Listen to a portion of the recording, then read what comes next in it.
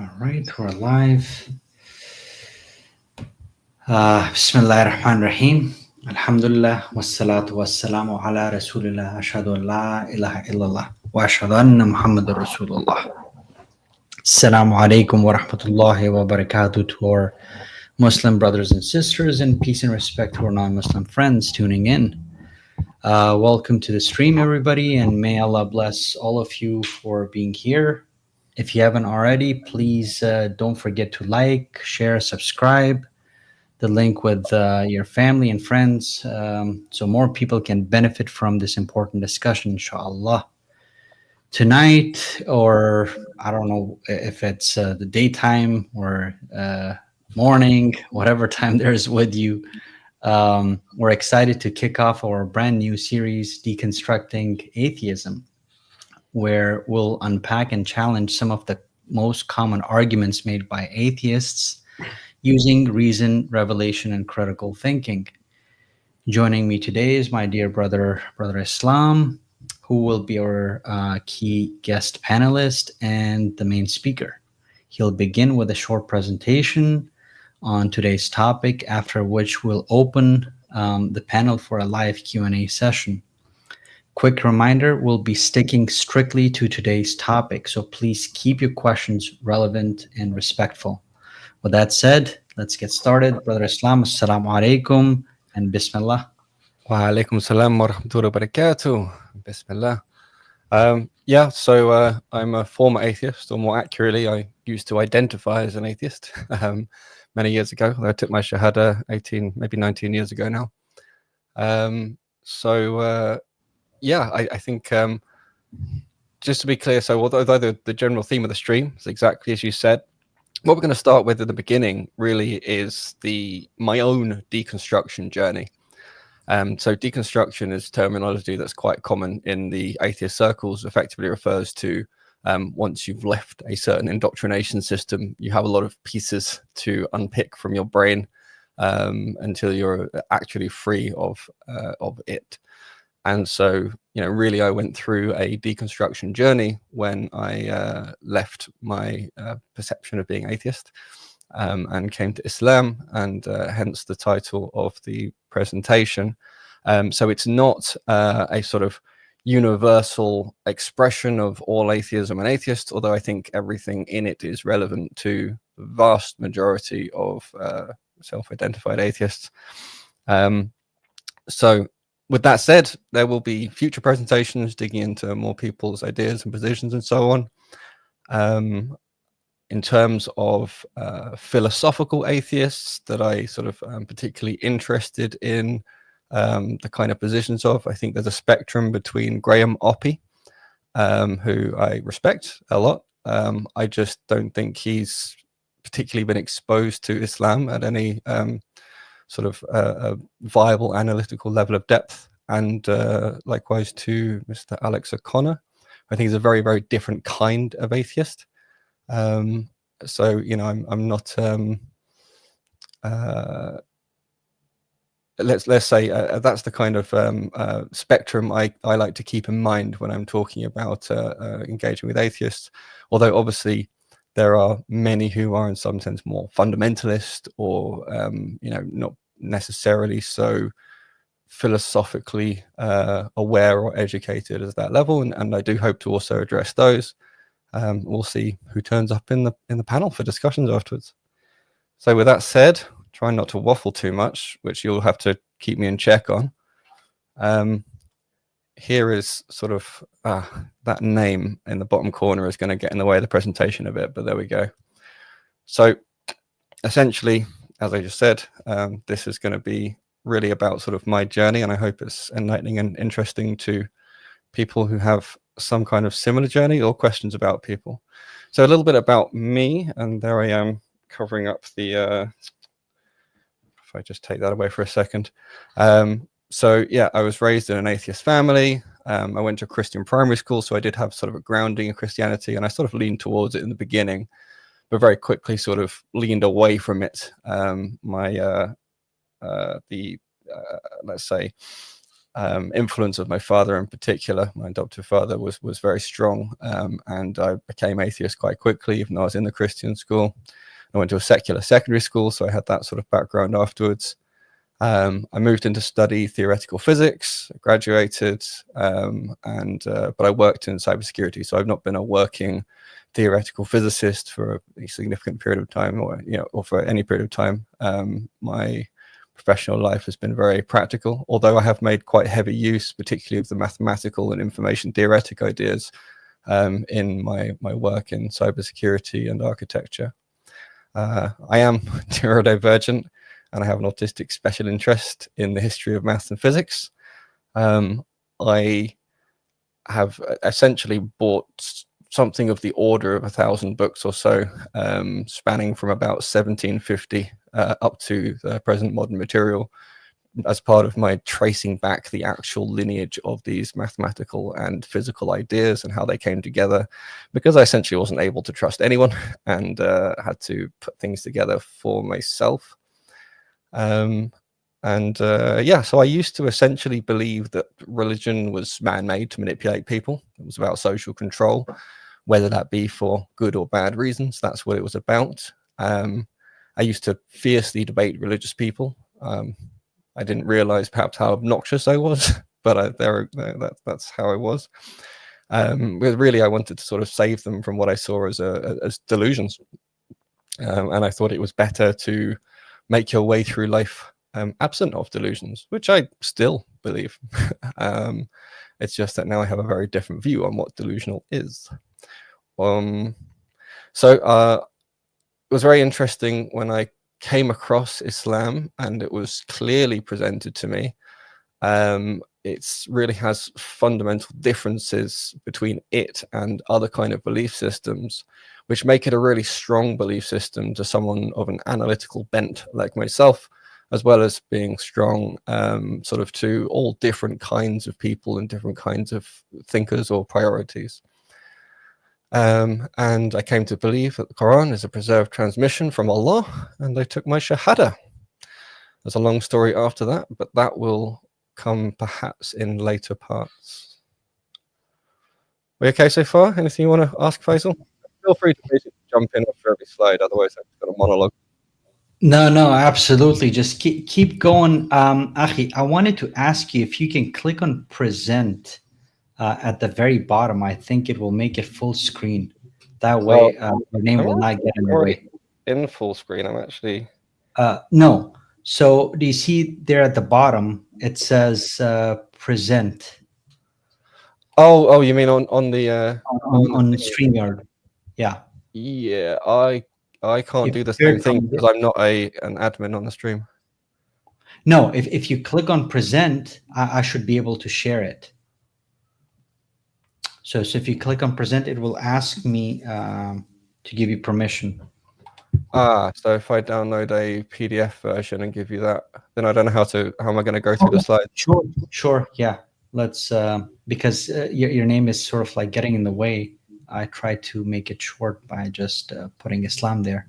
I think that'll be much better. Yeah. I think that helps because for now, because I'd like to be able to flick between them, sort of put my face there anyway, which I can't do if we go in presentation mode. So we'll deal with it for now. Okay. All right. Go ahead. Continue, inshallah. Cool. Okay. So now I'll go in a little bit more detail in sort of what I believed before Islam. And essentially, sort of, as it says, I was very much a materialist atheist, which meant I only really believed that material physicality was real, and I thought religions were for people who were either weak or foolish or both. Astaghfirullah. And so, if I take this away for a second, there we go.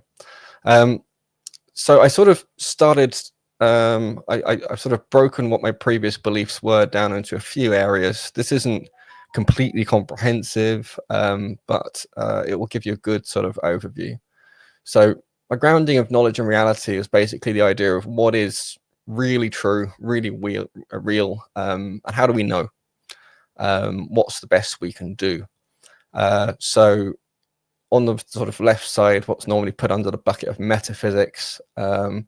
Essentially, like I said, I believed that reality ultimately was energy in some form or another, in some way or another. That's really what. Sorry.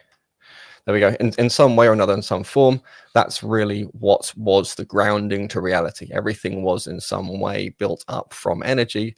Exactly how that happened was essentially the mystery that we're finding out by mapping it out.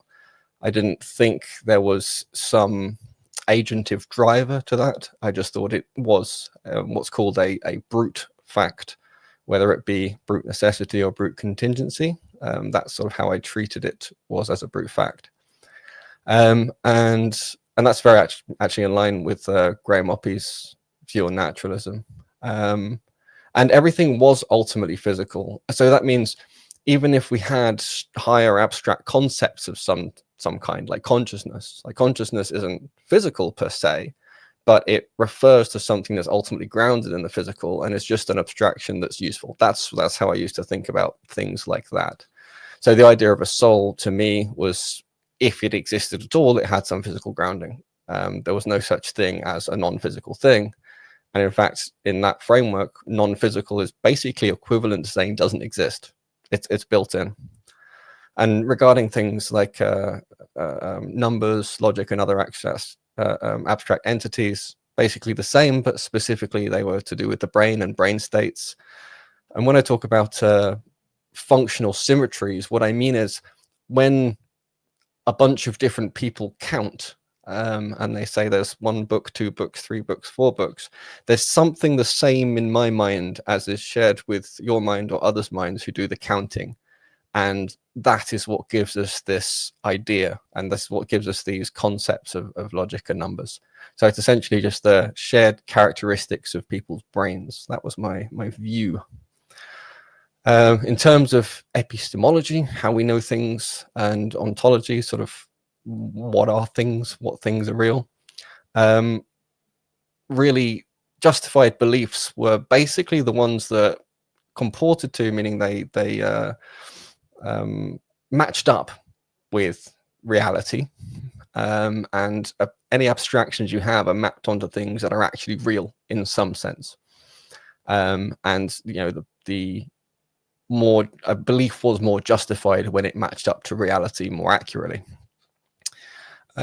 Aesthetics, interesting question. How satisfying something is in some reason or another actually plays a key role in what's useful to the mind. I still believe that, but really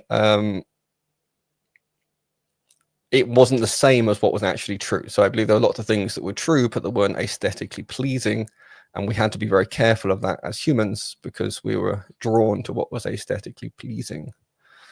And then regarding sort of interacting with the world, with the convergence of many different sound minds, essentially this is the idea that if I'm dreaming, I'm experiencing some feelings that can seem very real, but I'm on my own. I can't check them with someone else. And so for me, anything I experience myself directly could easily just be an illusion. But if lots of people checked it together and they were of sound mind, that was essentially the difference between illusion and reality. And this connects up very closely with the sort of definition of an experiment, which we'll probably get to later. How's that so far, Faisal? Or Fawad, you mean? Fawad, sorry. Yeah, Faisal is missing, yeah. Yes, missing action. SubhanAllah. Yeah, I have a lot of questions. I'm writing them down because I don't want to break the flow for you, you know? No, you go for it. I'm worried about monologuing too much and people getting tired of my voice. So I think if we do questions first, I can tell you if it's going to come up later or not. It's very interesting because I wanted to ask you. So, what was your stance on metaphysics? Like, were you an empiricist? Did you believe that metaphysical entities, they just did not exist? That wasn't possible. So would you say that you adhered more to scientism? Right. Yeah. But I wasn't a fundamentalist scientist because I recognized there were potentially things that were outside of this carved out domain of of science, but that science was the most reliable possible route to truth. And so, sort of, as I said before, if you think about the you can think of numbers and the ideal forms of a triangle or a sphere as being abstract entities. And to me, they existed. Their real existence was in the brain, in states of the brain that other people had similar enough states that we thought we had the same thing in our heads. So empiricism properly understood is in terms of sense data, but there's an interesting subtlety because many people think of senses only as being that which goes from the external to the internal. But that means your sense of feeling hungry isn't sense data, which becomes absurd. So for me, empiricism included sense data that can come internally. Interesting. All right, let's carry on, inshallah. Inshallah. Bismillah. Oh, there we go. I've done it again. If I just take that off. Knowable structures and existence. Oh, sorry, I'm just going to take that away. There we go. So basically for me, this is about the tools that we have at our disposal for analyzing, understanding, and discovering things. And in particular, there's a focus on potential mastery over reality in some form or another. And that really was the focus of sciences and one of the most appealing things to me. And it relates to other things we'll cover later about what is the point of life, and about this sort of Darwinian social evolution. There's a certain amount of safety and sort of trying to maximize your the amount of life you've had, if you like, if you have more exposure and control over reality. So that was really these two sort of components I looked at. One is logic and maths. So there's this big question that sort of divides mathematicians: is it discovered or invented? And I viewed that as a false dichotomy, because for me, invention essentially meant discovering what the mind could do, and to discover things you had to be inventive with your thinking. Now that sort of contrasts to now, where essentially I say it's not discovered actively, but it's discovered when it's revealed. It's unearthed, it's uncovered for you, it's granted to you by Allah. So that's sort of how to understand that distinction. And basically it was a tool. A lot of people regard it as being somehow fundamental or a priori truth kind of thing. I don't really think that now. I didn't really think that back then, but it was more carefully constructed than ideas that are expressed in normal cultural language.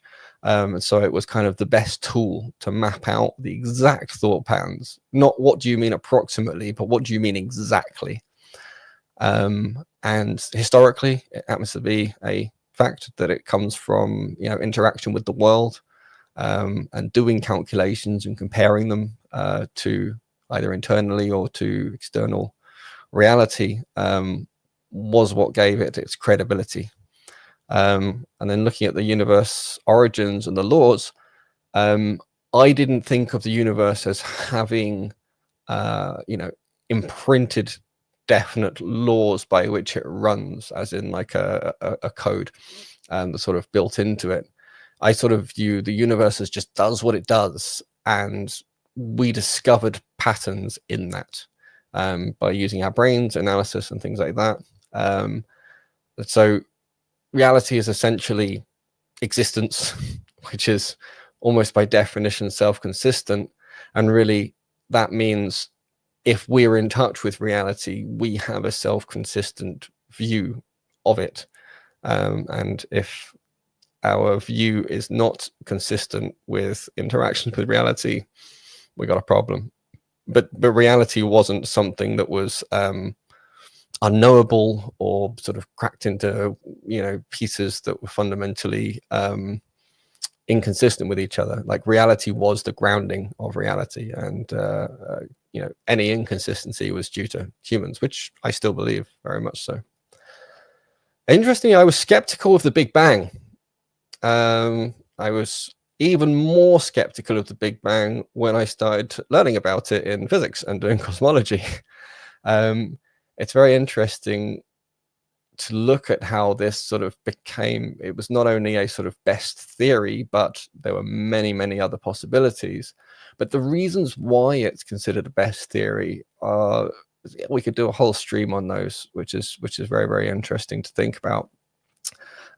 So for example, yes, we can see that the universe appears to be expanding. We can see the stretching out of light waves, essentially, which sort of show that. But, you know, we are only looking at some teeny tiny time slice. How do we know it's not, you know, expanding, but it's actually been oscillating and we're just on an outward part of this oscillation? Why does it have to mean that we go all the way back to this crunch? And especially when you go back a certain amount, then you have to have this weird inflationary period where the laws of physics are completely different. And so actually the Big Bang sort of became this bucket where all the contradictions in physics were shoved, and it justified a lot of funding for high energy physics, and a lot of sort of faith being put in that. So it's not as strong as it's often presented. Let's put it that way. I now believe the universe has a beginning for other reasons, but I never felt that was very well proved. So there we go. Anyway, I don't want to go too much into that for now. But that's but generally sorry, brother. So generally speaking, I mean, there are several other theories besides the Big Bang, right? The steady state or the infinite past, yeah. theory. A steady state's very difficult to reconcile with anything, or unless you're talking about a quasi-stable state, which is oscillating, like I was talking about. Yeah. Or there's a multiverse theory, or the cyclic universe. You know, which one did you think, if you did not believe in the Big Bang, if you were skeptical of that, which one did you think was more likely? What was your other choice or your other option? Between all the famous theories out there. I found them all to be interesting, but I didn't find any of them to be compelling enough to say I believe that is true. Like, you know, I always had this idea in my head of why can't it just be oscillating roughly around its size? What's wrong with that? But it just wasn't investigated as a theory, and I didn't have the resources to do that. The idea of multiverses seemed to violate the very principles of testability that gave physics its credibility in the first place. You know, and what kind of multiverses are you talking about? Are you talking about there being lots of different universes that are not in contact with ours? Are you talking about there being this giant wave function and somehow they're sort of connected with our state, but we can only be in one of them at a time? Or so they were all interesting, almost thought experiments that were very, very loosely connected with the data. And it's a really interesting question to dive into sometimes, because the fundamental definition of physics as an inquiry is about being able to do experiments and being able to repeat those experiments. But you can't repeat the experiment when it comes to cosmology. And so in what sense is it even really physics? Like, for me, there was this, that was a field of investigation that involved using physics, but I struggle to even really call it physics. I always had this problem with cosmology, although it got better as I came to sort of understand that its problems weren't so different from the problems we have in terrestrial physics. Interesting. Oh, and conservation of energy. That was the only thing that was really sort of above other physical laws, because this idea of energy, if it's not conserved, it loses any definition as a thing. Like, it's already basically the thing that can be anything. And so the way it actually is useful in physics is by looking at conservation and what forms have changed, or if it's leaking out or leaking in, or the system's closed.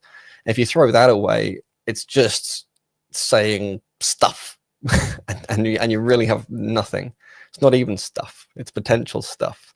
It becomes too woolly. So I always had this, and it was very interesting. I never really dug too deeply internally about my own contradictions in that, thinking that energy was somehow prior to physical laws, yet it involved a projection of a human rational concept for it to be the thing I'm defining it as, you know? Correct. So currently, do you think you would say that you adhere to the Big Bang theory instead of any other theories out there, or are you still somewhat skeptical about the Big Bang? Or did it have to do anything with you taking Shahada that you thought, okay, because, you know, as we did the stream the other day on Dawah Wise, there are Muslims that are proponents of the Big Bang theory because of the Quran. So did it have? So after my Shahada, the Big Bang theory became much more plausible. There was now extra significant support for it. However, there's still no problem with Allah subhanahu wa ta'ala creating a already significantly expanded universe and then expanding it. Correct. He doesn't have to create it at a point in space-time per se. And so that can still be sort of an elusive projection, you know, an illusion from us. I don't think we have enough in Quranic exegesis to give us more, and I don't think we have enough in data or theories. Because remember, the naturalist physicist has to make things fit. They if they have just, you know, I don't know, although they say it's no problem saying we don't know, that's what we're investigating, they have to propose as if they do know. That's sort of how the whole shtick works. So I don't feel a need to fully commit to it. I think there's a lot of data and support, but we have to be really careful what we mean about the Big Bang, because often people say, well, it's the theory that everything goes back in time towards a singularity. Now, a singularity is a point of infinite density, and we have lots of reasons to believe that way before you would be at an infinite density, various other kind of laws would break down, and so the very basis on which you think it got to that, what came from that point, has itself broken down. So whichever way you look at it, something of some significant substance came in at once. It wasn't just a point. It could have been, but if it is or was, then whatever that thing is already supernatural. It's beyond the laws of physics that we could even have in principle, let alone our current laws of physics. Whereas something that comes in, you know, in a bunch, at least as soon as that thing starts to exist, it's could in principle have laws of physics to it. Correct. What do you think of this comment by one of the brothers? There can be an infinite regression, see open but bounded in pre-calculus. Suggest you go past sort of pre-calculus, but yeah, absolutely. So Aristotle, for example, had this idea of an completed infinity. I think, Justin, I'm not sure if you're familiar with the language of compact spaces and non-compact spaces. But I would suggest that's a better way of looking at it. So open but bounded, basically, open sets. It means that there exists some boundary somewhere, but you're stuck within a space that never actually reaches that boundary, however close you get to it. But then Aristotle's concept of this sort of time was essentially a non-compact, globally non-compact space, but anywhere inside it, any section you take is locally compact. So actually, I would suggest Justin refine to the language or learn about compact and non-compactness to really nail down this these nuances in infinity and boundary. Inshallah. All right, sounds good. We continue with the presentation, inshallah. Inshallah. What do I got here? Yeah, perception, agency, and self-awareness. You know, it's not until after my Shahada I realized how much I lacked self-awareness that I thought I had. So this is really about, you know, how rational or rationalizable various aspects of being human are. So for me, when I was atheist, consciousness was just some ill-defined term.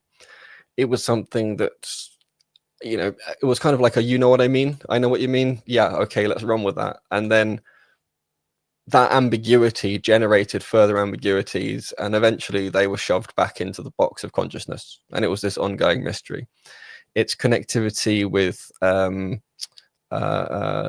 quantum theory to me previously didn't seem that deep. It just seemed to be to do with problems, to do with philosophical problems rather than any real problems. I no longer think that, but that's how I sort of felt of it before.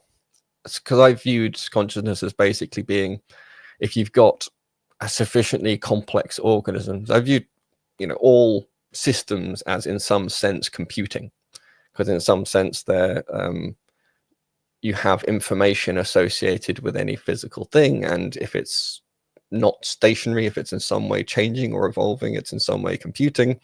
But some things do that in a special way where they sort of do it based on what's inside themselves, and it leads to this sort of really complex behavior. And so when you've got something so complex as the brain, it was like consciousness at some point pops out, and it was like it was a woolly concept anyway.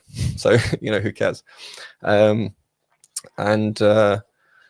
So yeah, in practice, it was just an ongoing mystery that was probably going to be a mystery forever. You know, unless we had unreasonably precise tools and also dropped ethical boundaries in order to really dig in and understand it. But I even thought of the body-mind distinction as just being artificial, you know, just being a matter of convenience, because I viewed the mind as being nothing more than the brain in action, and the brain being part of the body. So it's interesting, because if you really think about it, you know, I say myself and I refer to my hand, my lungs, my stomach, my brain, which means the thing saying me is actually external to those. And you can do that all the way around your body. You know, if my hand is cut off, I'm still me, just minus a hand. And so this thing that identifies itself as I, if you really think about it, it's very difficult to have it in the body. But I just wasn't concerned about those paradoxes. They sounded philosophical or philosophical, you know. Yeah. Philosophy versus philowaphily is actually something I'm thinking of writing a paper about.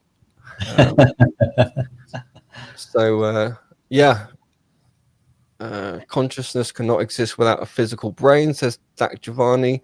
If you've defined consciousness as being dependent on a physical brain, that is true, but that's only contingent on you choosing that definition.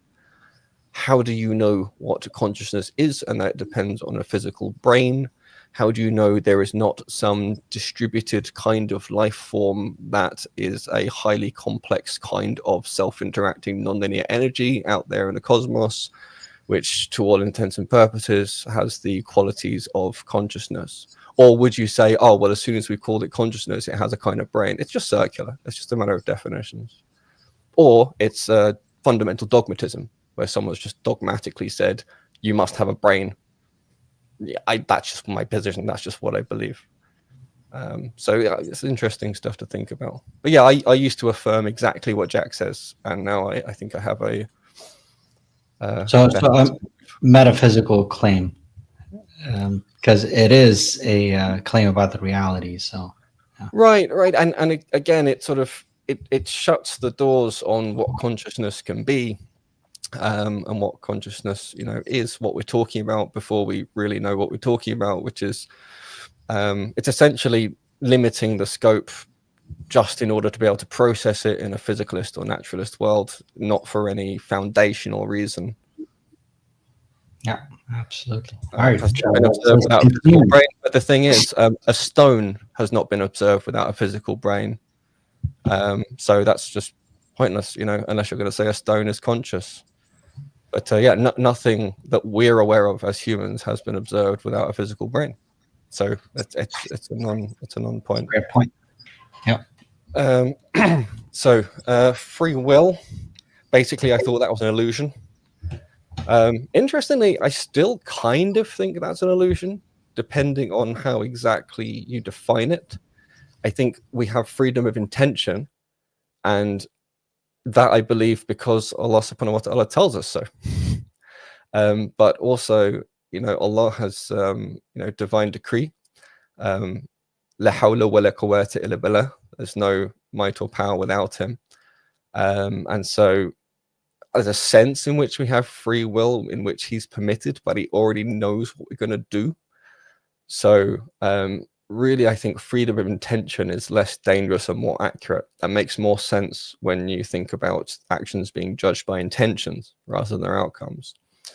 But back when I was atheist, it was pretty simple. It was just the body just does as it does, and I carve out some part of it, call it myself, and within that bunch that I've sort of taken accountability of, I feel like I have free will. This is a very interesting one where I, in many senses, agree with Alex O'Connor, but I haven't seen him delve into the difference with freedom of will and intention. I'm not sure he's got the apparatus to do that from within his worldview. I'd love to have that discussion with him.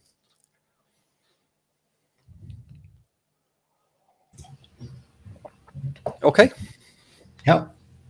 Sounds good. All right, let's pop on to the next one. So, beyond observable existence. Right, so this was my views on religion and supernatural. So for me, basically, supernatural was the same as saying unprovable and unrealistic nonsense. And actually, in many senses, that's still true, depending on exactly what you mean by supernatural. You see, in the English language, normally, you would say that jinn and angels are supernatural entities. But if you take the Islamic viewpoint, they're part of the natural order. And so they're not supernatural. There's a certain presumption of materialism in the definition of supernatural, the way it's normally spoken about. And Graham Oppy agrees that it's a terrible, poorly defined term that shouldn't really be used in serious discourse, despite having used it in his book on atheism and agnosticism to define theism. So that's an interesting one I'd like to talk to him about. And basically, for me, religion was just an evolved tool for social manipulation, good or bad, that's what it was for. And it was distinguished from legitimate beliefs basically by invoking supernatural beings, which again, I didn't see the problem in that definition when I was an atheist. I can only really see it now. To sort of paper over not having knowledge. This is very much because, I've been raised with the idea that people believe in God because of God of the gaps, which obviously I know is actually projection from how most materialist atheists sort of approach their own views, and the way they're taught to think about the way believers think. But there we go.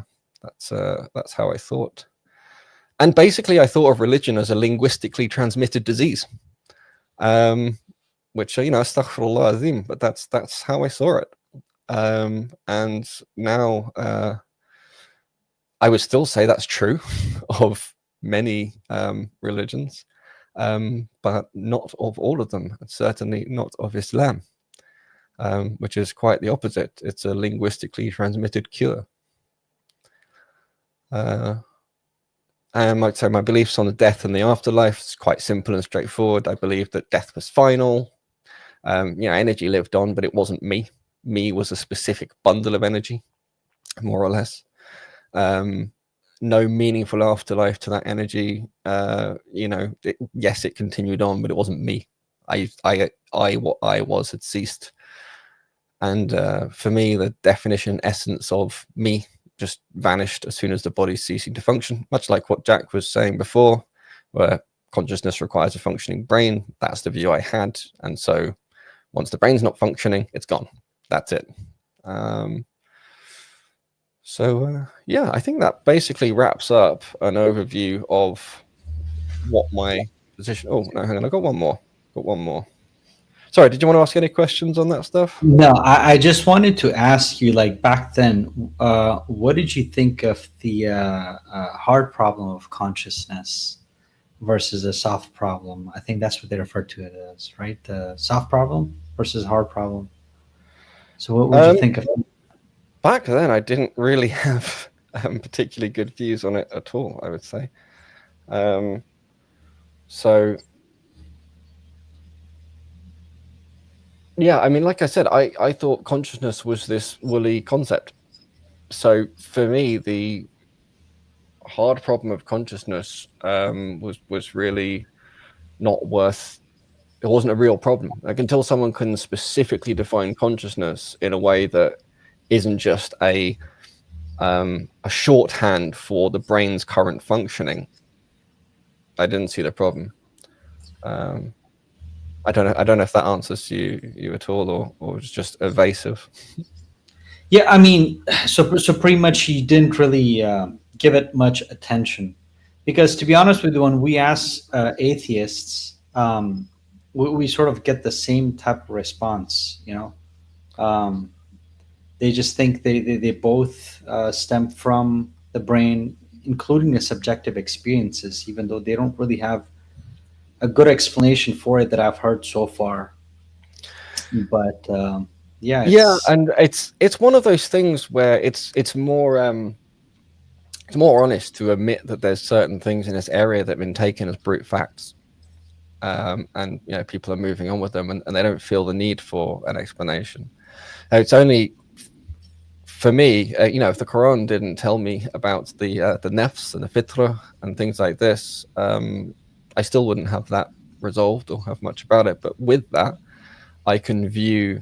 It makes that question I said about before, where what is me that's talking about my hand, my lungs, and so on. So for now, it's very clear to me and makes a lot more sense to me and works better with the data and my life experience that there is a soul, and that the soul essentially interacts with this body, and that is sort of my position when you're talking about the quote unquote problem of consciousness. right. All right, sounds good. So interesting. We could maybe even do a separate stream on that. Absolutely. So what do you think was your tipping point, that turning point, that triggered your journey, and sort of you started questioning atheism and you tipped more towards deism or theism? That's the topic of the next section. All right. So we'll get to that in a second. I'll just finish off sort of this bit. But in the short answer was, I started seriously engaging Muslims, and one very particularly patient and well-read brother who was able to make it clear to me exactly what the position was, and through that I understood that the Islamic position is very fundamentally different in really key ways. And so now there was a serious contender, and once there was a serious contender, that was really sort of one of the first tipping points. The next tipping point was really once I started to understand what is meant by Allah and what is meant by La ilaha illallah. That was something I then had to really take seriously. That's something I would say on reflection, that was probably the main tipping point. SubhanAllah. Yeah, so the last sort of bit. Oh, I've left some default text in there. So why I ought to be a good person. Basically, ethics was, defined by the collective, whatever was pragmatic. What sort of worked. It had come about through evolutionary selection, be that sort of raw violence, or subtler forms of social selective pressures and so on. And it was about cohesion. People survived and thrived better when they had some system of ethics, and you sort of, before you were really that aware of yourself, when you're a little kid, you pick up ethics from your parents and so on, and so it's sort of transmitted. And we have these things called mirror neurons, which I thought, still think, play a role in us when we try and establish our own ethics. And that's sort of basically where the idea of how would you feel if you were in their shoes comes from. So that's sort of interesting. And there was something, hypocrisy for me was sort of fundamentally unethical, but sometimes there was justification for hypocrisy. I absolutely no longer believe that. I have a much stronger stance now. Hypocrisy is fundamentally, deeply unethical. It can never be justified. And if it's ever identified, it needs to be rooted out. But that's sort of where I was. And the thing is, if you allow any hypocrisy, you can't actually know how much you have. Once you've allowed a small mustard seed, let's say, of hypocrisy, it could grow to an arbitrary size without you realizing it, because of various sort of deep things we may or may not get into. So purpose and meaning, basically it was whatever you want it to be. Who cares? We were just sort of a tiny fluctuation on a pale blue dot in the middle of a ginormous universe. I guess there was this thing of sort of, if you can do something to somehow have more life, in the sense of extending your life, having more choices of what to do with your life, being able to somehow do more stuff, get more good feelings, whatever good meant. I didn't really differentiate between different kinds of satisfaction, playing guitar and getting some satisfaction out of that, or other cruder things, and versus reading a book and gaining some kind of insights. But I know the way my brain worked, it was sort of torn in two directions. One which was very more gratification than satisfaction, and the other sort of direction was more sort of looking for a deeper satisfaction. That was mostly around getting my brain to work in a more ordered, manageable, rational, transparent state. That was its own sort of reward. It made me feel more in control of myself and more in touch with myself. Sounds good. So do you have anything else to present, or do you think we should open up the panel for Q&A? Yeah, we can certainly open up. I mean, I've got a whole other section which is to answer your question, confrontation with Islam and so on, and how I. Oh yeah, please, but by all means. If we got people backstage, we can have a chat with them and then move on to the next stuff. And that's so what I'll do is I'll pin the link and see if we actually have people coming up. If not, in the meantime, you can continue talking about what your tipping point was, and because I'm sure people would love to know about that. Let me just real quick put the banner. It's pinned for.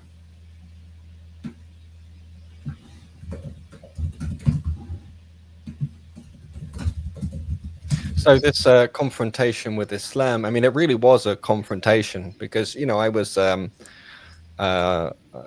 almost militant in my sort of atheism. I very much attacked religious people. I didn't see anything ethically wrong with that at all.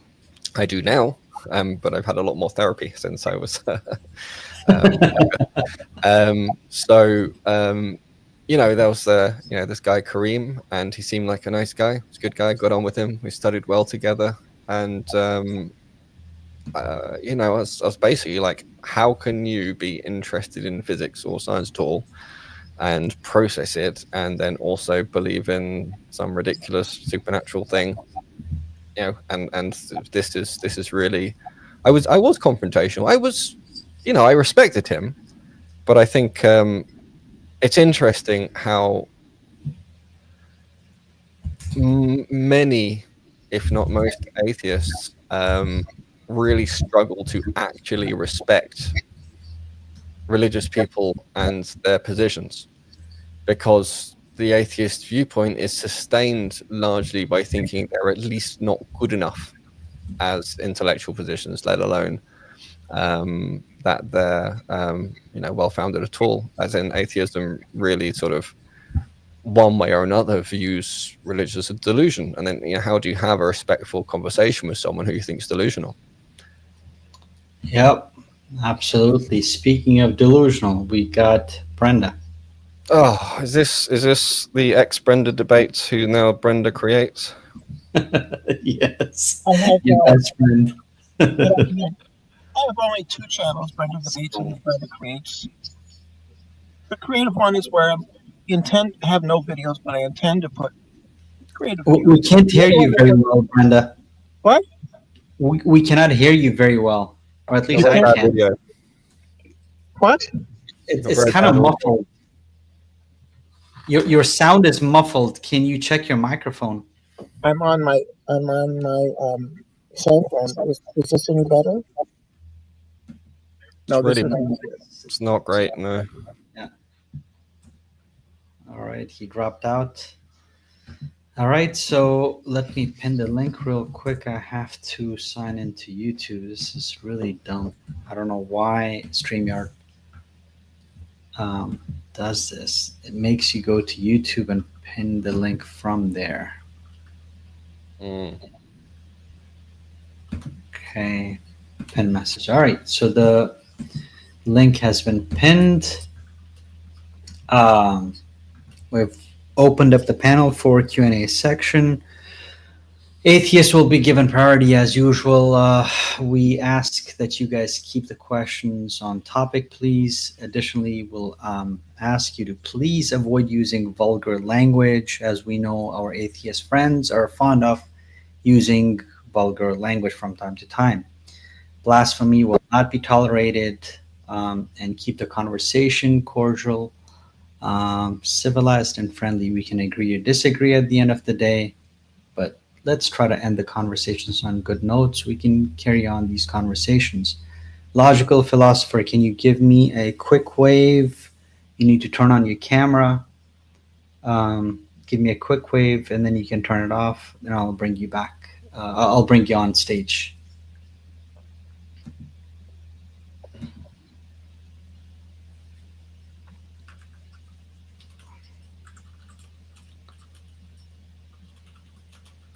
Logical philosopher, you're backstage. I need to verify that it is you and there is no funky business. Okay, so if you're not able to turn on your camera, brother, unfortunately, I will not be able to bring you on stage.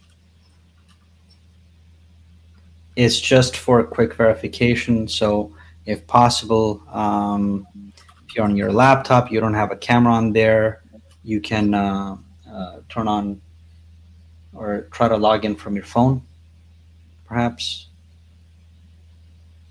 I understand we may have had discussion on that wise, doesn't matter. I need to verify you before I bring you on. Or actually, on your handle. Let me try. Oh, okay, he left. Because we can actually try changing the layout. I totally forgot about that. Brenda, you are not blocked. What are you talking about? You were just on the panel.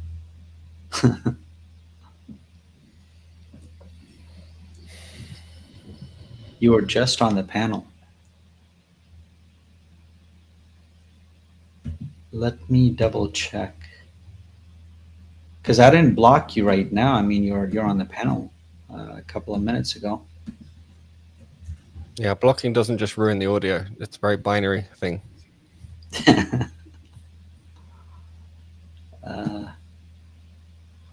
Perhaps the other day when he was misbehaving, he got blocked. But then how did he get on right now? Let me double check under settings over here. Emissions, moderation. Yeah. Okay. I mean, do we have other people in the queue first, or maybe I can carry on in the No. conversation? We build up a queue. Yeah, you can carry on, inshallah. The meantime, if somebody hops on, then I'll just stop you in the middle. Yeah. Try again, Brenda. Try again right now. But carry on, inshallah, brother. Okay, if you want to pop me full screen again. Yes. All right. So out. So as I was saying, yeah, I had a confrontation with Islam. Basically, I confronted a Muslim, and in the end, it made me confront a lot of fundamental foundations regarding my beliefs. There was a lot that I didn't realize that I hadn't necessarily considered very deeply or as deeply as I thought. And so here is sort of some of them. Apologies for the sort of walls of text. I'm not very good at writing presentations. I hope to get better and I make some more diagrams or something for next time. But essentially, it, in my view, and this isn't necessarily all naturalists, but I do think it's somehow built into naturalism, and that it depends on selective skepticism. And so really the way in which natural is used consistently in a sort of in a workable sense is really just a euphemism for whatever exists. When you start to have questions of, well, what is not natural? Well, for a naturalist, what is not natural doesn't exist, quite literally, which means, well, in what sense is that really a useful definition? Why aren't you just talking about existence? And it doesn't sort of solve anything or have explanatory power or add any sort of new concepts or depth. It's just a sort of use of a word that feels different from just saying existence exists. And again, we've got this problem of what is supernatural? Well, it's largely a word that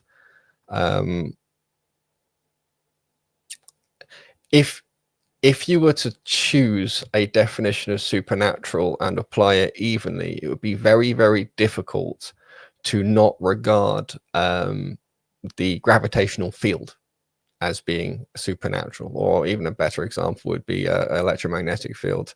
I'm sorry to interrupt you, brother. We got Brenda backstage. When I say that, I mean the field itself, not something that's directly measurable from it. Just wanted to make sure that wasn't cut off from my previous statement. All right. So okay. we'll bring him on.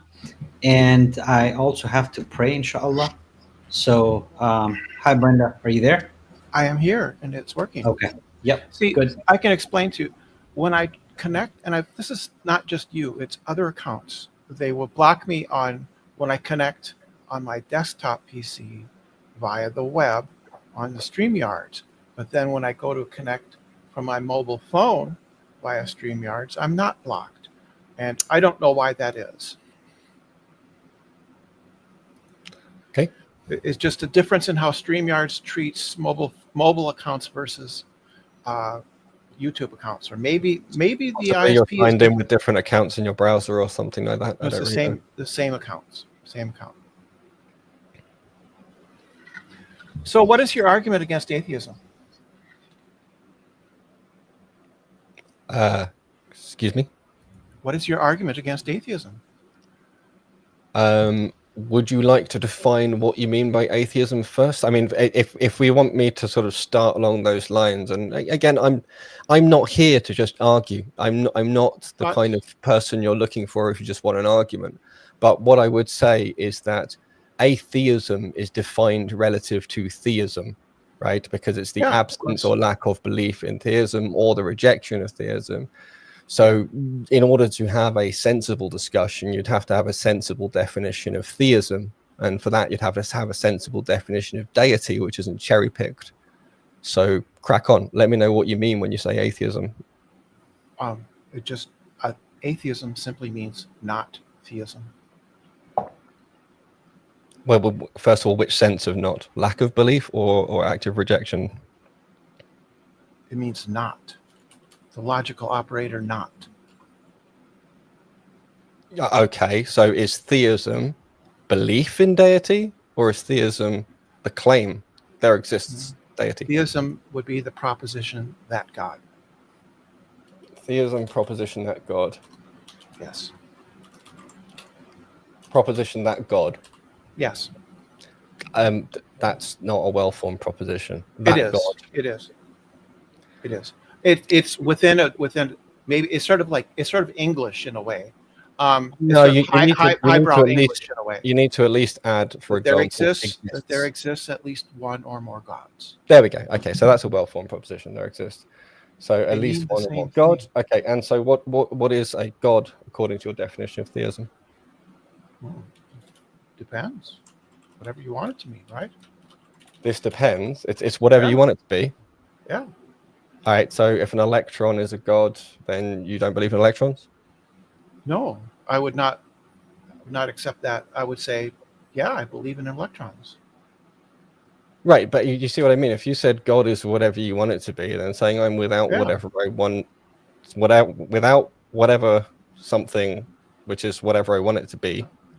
Yeah. What are you saying that you don't? Are you saying you lack belief in something that's whatever someone wants something to be? I mean, this isn't really a definition. What do you mean when you say God? You said quite clearly theism is a proposition that God exists. Right. Cool. Okay, good. What is God? What is this Depends thing on that's what being that person rejected? means. It depends on how that person, what their meaning is, right? If they say God is a red Ferrari, then I believe in your God. I might not believe in the properties you ascribe to him, but I believe in your God, right? I don't. But that would make you not an atheist. With respect to red Ferraris, yeah. Right, so you're going to have to give a better definition of deity somehow, otherwise this is a meaningless discussion, right? The onus isn't on me. The onus is on the theist to provide their definition. No, that's not reasonable in this case. I know that's the normal trick. No, it's not the no.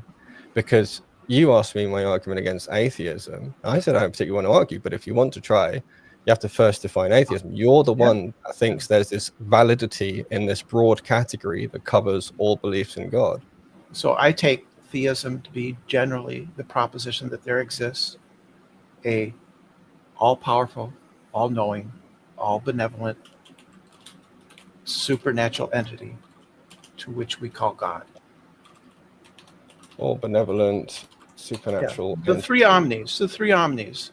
That's typically what people mean. Do you think that Buddhism is an atheistic belief? Oh, that depends on the Buddhist.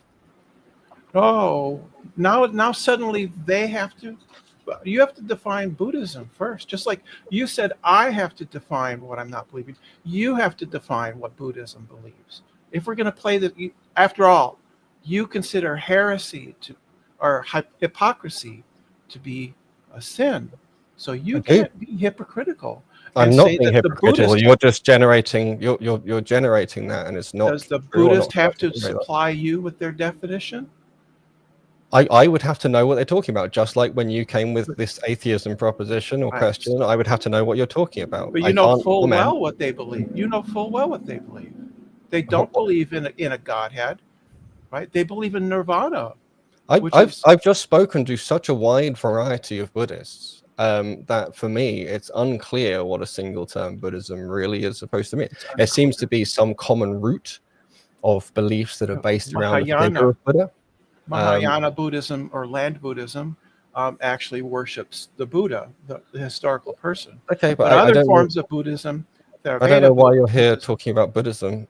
Well, Brenda, let's get back on track. Let's get back on track. Yeah, exactly. And this is then you wonder why we never go anywhere with you.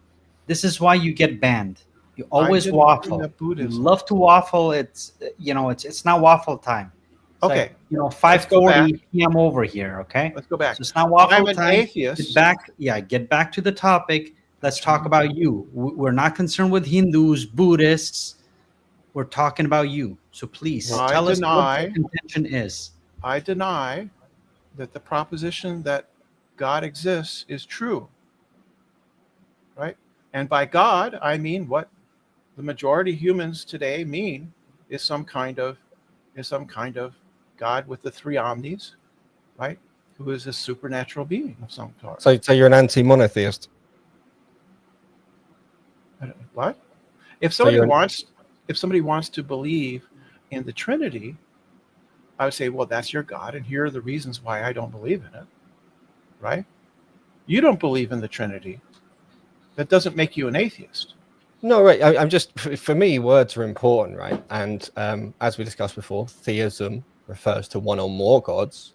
But then when you used it again, you changed it to just with respect to this one God. And I would have thought that a monotheism or anti-monotheism or something like that would make a lot more sense as a position, because atheism rejects the notion that there's any number of gods, right? Sure.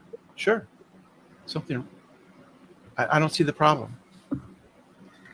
The reason I'm trying to get clarity here is because there's a fundamental distinction between what a deity is and what theism means in Western philosophical discourse versus Islamic, or indeed any of the Semitic sort of positions on what it is. Well, we know how people use these terms. They use them to refer to a supernatural being possessing the divine attributes. Well, no, that's when you're talking about one God, big G. The reason this is important is because there's such a notion of false gods, which has to be understood and included within the framework. Right? I don't believe in false gods. Do you believe in false gods? I believe false gods exist, of course, obviously. Well, have you not seen idols and statues? Have you not seen the archaeological evidence? Have you not seen, people who deify things? Have you if you don't believe false gods exist, then these things people regard as gods, not false gods. Does that make them actual gods? I don't think they're gods, right? Somebody prays to a statue. I think it's a statue. It's not a god, right? Right. You pray to Allah. I don't believe in Allah. Hence the term false god. Right. So then this is the key thing, right? So in your framework, you don't have the ability to differentiate a very important sort of trinary logic, right? Because and this is fundamentally where a lot of this difficulty comes down to, because you need to be able to distinguish something which is attributed some godlike divine quality falsely from something which is not attributed any godlike divine quality at all. And you need to look at the circumstances under which something is attributed some godlike divine property. Well, do the people who believe in false gods believe that they are true gods? Do the people who believe in false gods believe there are true gods? Not generally, not that I'm aware of. Is really? Not that I'm aware of. That seems really, really very strange to me, because I think the people who worship what you believe to or take to be false gods believe that they're not worshiping a false god. But that's a different. You see, I have to answer using I have to answer using my framework, right? You understand why that's important. You Otherwise, can't step outside of step outside of your epistemology. I need to be very careful that where I do so, I need to not be a hypocrite. So I don't think it's hypocritical I don't think there's any hypocrisy involved in saying that Jason believes in the idol of Ishtar and worships the statue, and this is a false god, but nevertheless he thinks it's a real god. I don't think there's any hypocrisy involved. There's no logical contradiction involved at all. Are you an independent agent? Independent from? Because I know that this is sort of a loaded language. Generally, I would say, yeah, I think independently myself. Yes. Are you in possession of some scope of independence in your agency? Yes, I have. I am a determinist, right? Okay, so you are also a false god in my framework. Whether or not you believe you are treating yourself as a god, if you are able to appreciate the Semitic, Abrahamic tradition, then what you've just said, you've taken yourself as a deity. So then you can't be atheist. No, I haven't. Not according to your view or your definitions, but that is true according to the Semitic systems. Yeah, so? Well, I would prefer that you do an internal critique rather than an external one of my belief system. But this is the thing: you can't define I theism just did. or to define it in a way that changes what theism is to be your specific definition, which is preloaded and pre-gamed to mean anything that doesn't fit it is stupid. So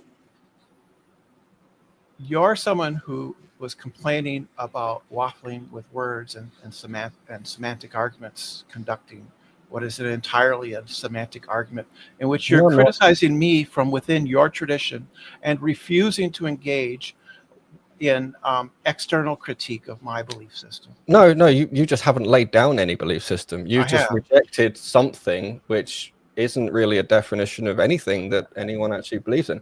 If you take this, you said all-powerful, you said all-powerful, all-knowing, all-benevolent, supernatural entity. Yeah, nobody believes that? Are you serious? Well, careful now. Nobody believes that? Careful. You're going to have to stop interrupting if you're going to have some communication now. I believe, for example, like Muslims in general, that Allah has 99 names and attributes, and you can't just take some subset of them and call that good enough. Unless you are taking the full set of all attributes such that there are no inconsistencies in your conception while holding all 99 attributes into effect, then you are attacking a straw man. So yeah, that's not what a straw man is. It is, very much is. If you're attacking a different concept from the concept someone believes, you're attacking a straw man. If you're attacking a concept that does not maintain the truth of all 99 names of Allah together at once, then you're attacking a different concept other than Allah. Right. So let's say that I believe in a God with an infinite number of names. You can't dispute that, because you can't enumerate you can't enumerate an infinite number of names.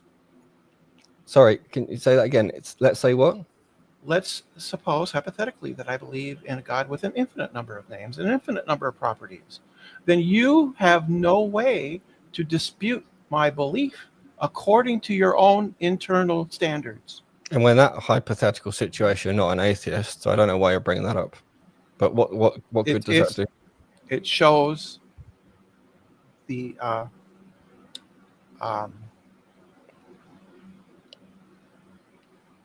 shallowness of your critique. No, not at all. And not even. Okay, go ahead. I believe in a God with I believe in a God with an infinite number of names. Go ahead, refute me. But you have to enumerate all infinite names of my God. No, but why would I have to, and why would I care? I'd just because leave you put that. In fact, we're specifically told in Islam that at some point the right thing to do is to say to you is your religion and to me is mine. Because what you're saying is not only, Brenda, what you're saying is, first of all, you told me already that you're lying in order to try and make a point, right? Because you said, okay, I believe in a God with a number of properties. You know that's false. You made a false claim. You're basing your success. It's a hypothetical. You think a hypothetical is a lie?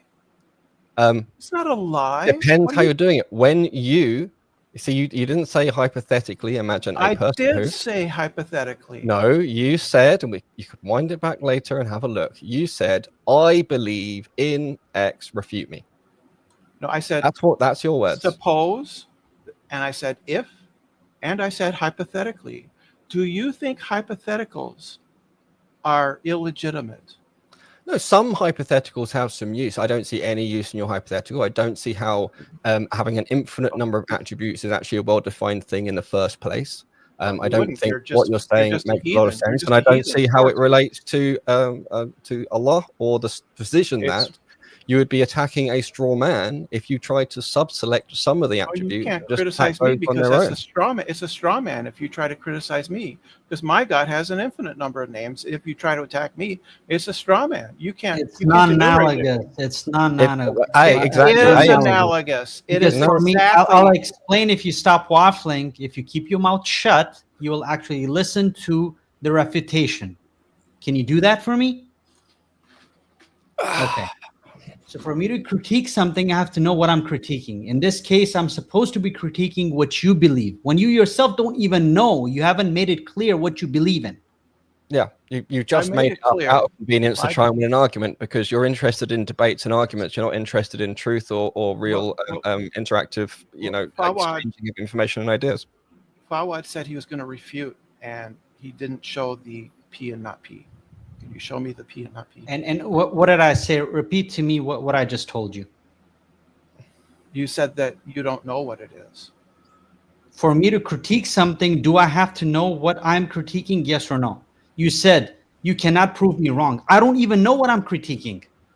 Oh, You yourself don't even know. I You said told if you I told believe you. in infinite number of attributes of a deity, that Yeah. means you don't But- know. You don't Yeah, know not exactly. true. the thing is, I do. we can try and go God down has- this. No, my God Brenda, He's revealed it to me. He's revealed it to me. Brenda, you don't know an infinite list of attributes because you're Yes, a I do. finite being. Yes, I do. You're a finite being. Exactly. No, my soul is infinite. So now you've had to add some ad hocs. Let's see how many ad hocs you're going to add. Like your ad hocs of souls, right? So no, all this again, this is another important. See, you rely on generating straw mans. If I'm taking something from the Quran, it's not ad hoc. It's from the Quran. It's a big not difference. ad hoc. It's directly from the Book of Doug. The Book of Doug is my Holy Script, and the Book of Doug clearly says that God has Cool. an What's infinite the number reference? of names. Where can I look up the Book of Doug? Book of Doug. You don't know the Book of Doug? Yeah, give me a link. Yeah. Give me a link to the book that contains an infinite list of attributes. Does it even make sense to have a list of attributes that is uncountable or that is infinite if it's countable? You can ask the high priest, Planet Peterson, about the Book of Doug.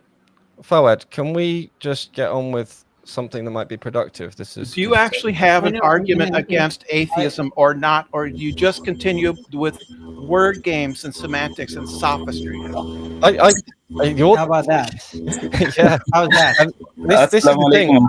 You absolute nincompoop. What I was doing was how is that? Trying to see if he can you nincompoop. He can realize or reflect. Absolute waste of air, oxygen. There you go. Yeah, right. The thing is, I really wanted him to listen to that. Is this guy for real? I need to say something about this because it's important. So what it is and what was going on is that this is very normal for argumentative atheists who think they're being clever when they're really not. Is what they do is they put forward themselves as having a non-position. The position isn't really well defined at all, and they don't care because it means that all the battling happens on your battleground. And so all they're doing is basically coming into your house and smashing stuff up and declaring victory.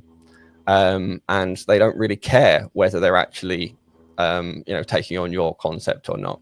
And so when he's saying, well, what's your argument against atheism? Well, I mean, if you'd been paying any attention to the beginning bit, I'm talking about my deconstruction journey at the moment. When we talk about atheism more generally, you would have to specifically categorize, for example, a monotheist. He flipped his definitions and just couldn't even admit that he was just flipping his definitions between I believe in no gods and I don't believe in one God. And he didn't appreciate the importance of, well, if I'm talking about deity in my framework of deity, if we're using this framework and staying consistent in it, then, he has made himself a deity. If we're not talking about my framework of deity, then what are we talking about? Am I allowed? And the reason I reject atheism is because of the use of my framework. Now, he wanted me to engage in some hypothetical space, but he just came up with some ad hoc one and then started playing word games. And then obviously projected onto me as if I was just playing semantics, where actually what I was trying to do is draw out these essential features of what was going on. And anyway, I think if we have too many people like that, we're not going to have a very popular stream. And what I really want to do is encourage. I want to encourage the more thoughtful, and there are plenty of them, atheists out there, and the people who aren't just there for a fight. If you go and watch someone like Graham Oppie or Alex O'Connor have so-called debates or philosophical dialogues with theists, you won't see anything like what Brenda Debates was trying to do, and you will see something. That's because, brother, they have two brain cells. I think he's got more than two, but whether or not he's in control of them, I don't know. Before you jump on to another one, Brother Islam, a couple of things that I noticed when we this conversation was going on, right? So Yeah. first of all, this idea that his God has infinite names, right? When we talk about God, we talk about God as something that must exist, an entity that must exist, and it has all of these reasons for existing. Now, when you throw around these make-believe type situations where you believe in this, you believe in that, and you're constantly going to change the goalpost. Yeah, Or, exactly. When we present you an argument against this, does your God, for example, my first question would be to this Brenda, Brandy, whatever name. What was the name? Brenda, I think, right? Brenda, I think, yeah. Yeah. To Waste Brenda, of oxygen. is I that the true call God? him her waste of Yeah, oxygen. Yeah. Yes, exactly. So is that your understanding of the true God, the one true God that does exist? And if his response is going to be no, that God doesn't exist, then why are you bringing it up? If his response is that's the God that exists, I'll point out the attributes of what I think God is, and then I can basically respond. But unfortunately for him, he doesn't even know the attributes of Right. Well, this and true this is God the that thing. His has mode of infinite names. argument required saying, you know, a starting on a lie. Now the thing is, ex falso quod libet sequitur, from falsehood anything follows. Yeah, So exactly. it's setting up a position which disbars there from being any genuine dialogue. But and the thing is, he doesn't. It exposes that he doesn't really care whether or not a specific definition of God matters. And really, if he was familiar with the 99 names and he had seen, you know, the concept of Allah and specifically rejected that concept, he would have been perfectly happy with that base. But he wanted to. The thing is, if you Allah is not an entity to whom only 3 attributes are sufficient. So he's obviously is going to be able to start deriving various contradictions or various problems or various hypotheticals that don't apply, but make it look in his mind as if they apply to Islam. The idea that you can take on every kind of monotheism at once is extreme act of hubris. You know, it makes a lot more sense to take on the one that the person in front of you actually holds. But he just wasn't equipped, and all he wants to do is fight. So, but I think Jack sounds different. Jack mentioned some mathematical concepts, so that was good. Hi, was it Jack mentioned maths, or was this consciousness? Yeah, it was. Hello. Oh, Hi, Jack. Oh, hey, how you guys doing? Hello. Yeah, so I just found you guys on live, and I was kind of. Can you get any closer to your mic? Oh, can you hear me better now? Oh, that is better. Yeah. Can I just ask one thing, Jack? You're not driving, I hope. No, I'm not driving. I'm just there's a lot of cars around me because I'm in a truck yard right now, but I can go inside in a bit if it's too loud. Okay. No, as long you're as right. it's safe. Yeah. Right. Want to make sure it's safe. All right. So, what's up? Did you want to ask for some clarity or talk? Yeah, so I wanted to know like why. So like, what's your strongest argument that like any supernatural thing exists? That the natural world isn't the only world that there is. Give me your best argument for a supernatural being or anything. Sure. Let's just clarify what you mean. I think I mentioned in the presentation that, you know, Graham Oppie agrees with me that supernatural is just a woolly, ill-defined term. So I can't really give a good argument that some woolly, ill-defined thing exists. In Islam, there is no such thing really as supernatural. Depending on how you define it, Allah would be the only thing that's supernatural. Things like jinns and angels, part of the natural order. So can we use a better word, or do we need to dig into what supernatural means? Well, so that's something I never heard before. So you're saying that the jinns are part of the natural order, so they would be composed of like atoms? Well, I mean, I wouldn't exactly say atoms, just because you know, that means something very specific. I think most likely the thing is what we're told is they're composed of the flame from a smokeless fire, and you know, angels are composed of light, but it's not exactly clear. So angels would be composed of photons then. Well, I see, this is where I was going. If we in the Western world have decided we've drawn a box around some certain, some electromagnetic phenomena that have a particular structure, and we've decided that's light, and then we have imposed again a particular method of analysis and a way of looking at things that then implies that there's photons, and so it wouldn't actually be precise or very well justified to say angels are made of photons. But I can say angels are made of nur, which is the Arabic word for light. And this is a very consistent theme, is that one of the big mistakes that's made is just taking a naive or simple translation of an Arabic word, sort of the nearest approximate English, but then treating the English word as if it really accurately represents the word that was originally used. So I come from a Christian tradition, and I when I refer to the supernatural, I'm talking about the kind of definition that maybe Aquinas would have had, right? I don't come from an Islamic tradition, even though my father was Muslim, but I don't even know if you would even consider him Muslim because he was Shia, right? So for me, anyone who testifies Shahada as Muslim, it's just a matter of how accurate they might be in their creed. Right. The thing is that I found no reason for me to believe in any of these claims from any holy book that would talk about angels or demons or a god or an afterlife or miracles, because it hasn't been. That's not the world I live in. Like, I haven't seen them.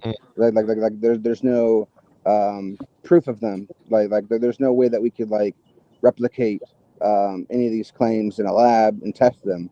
I mean, these seem to me as being anecdotes or maybe some kind of poetic allegories to describe some kind of moral truth. But I don't see that in the day-to-day life. I don't see miracles happening.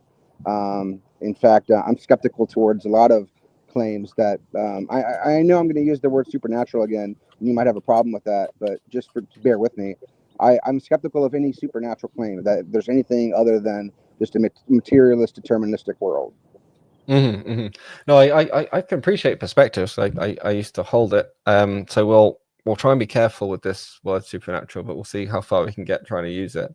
So when you say, don't see miracles happening, that's interesting because, from Islamic standpoint, we're surrounded by miracles. The fact that we are also able to describe them, and to see regularity in them doesn't take away from them being miraculous. I suppose you could think of yourself as, if you told someone from 1,000 years ago about, this communication device that is able to just transmit to somebody on the other side of the world, like a moving picture of them, that would be a miracle if you could show it to them. Right, but if we know how this thing actually functions, and when we say know how it functions, we really mean we can describe what's going on. It's now no longer miraculous. I get what you're saying. Is a supernova miraculous or not? Yeah, I would disagree that anything that has a natural cause would be miraculous. So a supernatural, I'm sorry, a supernova has a natural cause. An iPhone and how it works, these are all natural things. We've created them, right? Not the supernova, but the iPhone, right? When it comes to miracles, most of the time, at least in America, when I hear about miraculous healing events, a person had cancer, the doctors observed them and gave them, I don't know, a few months to live, and miraculously, or so people claim, that they were miraculously healed because of prayer or whatever. To me, that's not sufficient, because it could have been the body doing what the body does, which is heal itself. Now, sometimes the body can't do that. It could be, but do you see how, with this perspective, there can exist no such thing as a miracle? Because if something is able to be verified, it has to be controlled and regular or regularized, in which case anything that doesn't sort of fit within that is just in the box of, well, I'm skeptical about it. And then anything that sort of you do end up managing to pin down or find some kind of chain of events that connects something you do believe is realistic to that thing happening, then you're able to accept it, but now it's no longer a miracle. So in all cases, something being miraculous is essentially by definition something that's silly and unprovable, which means you can't really go much further. But my and so I used to think that way a lot, and but now in my current viewpoint, I see many things that are taken day to day for granted. They have causal descriptions to them, and that doesn't in any way take away from their miraculousness to me. Now, here's an interesting question. I think there would be, here's an interesting question that may be a bit more to the point for you. So, have you heard about the splitting of the moon?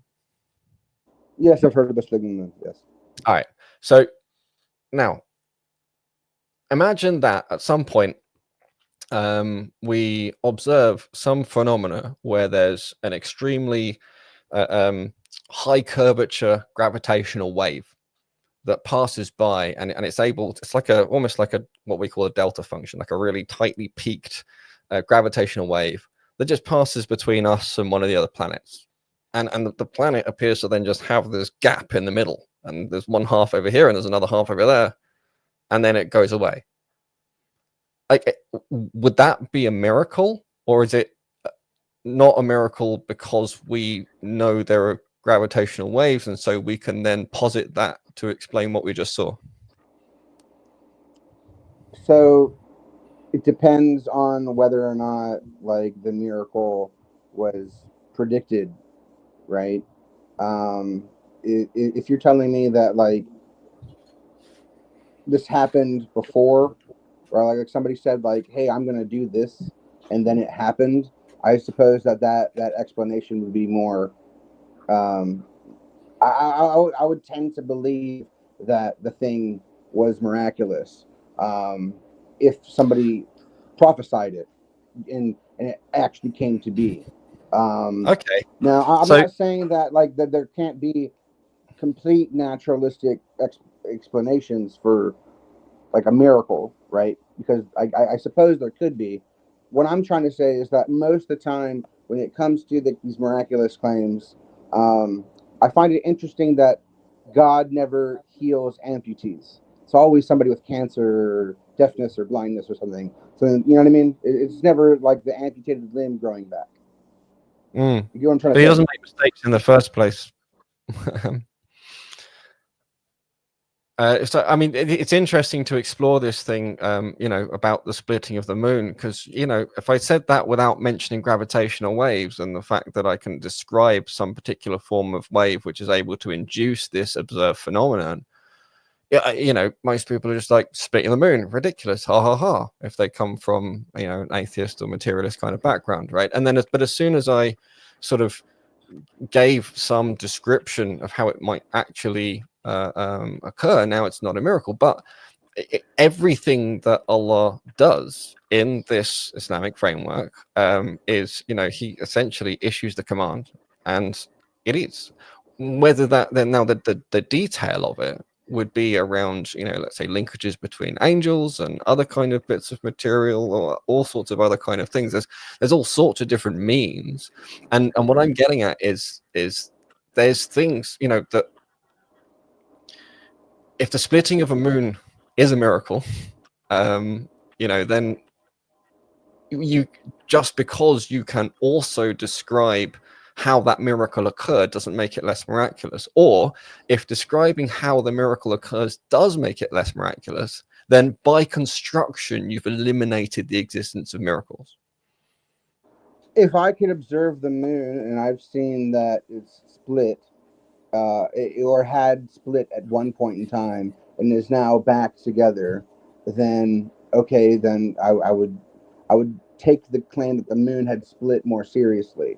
The thing is that there are other naturalistic explanations for things that might be more credible when it comes to miraculous claims, such as perhaps this is a legendary account, right? Perhaps people are lying about, or perhaps people were mistaken as to what they saw, and they're attributing this to God or the miraculous thing, but it actually wasn't a miracle. This is just a natural phenomena or a trick of the eyes.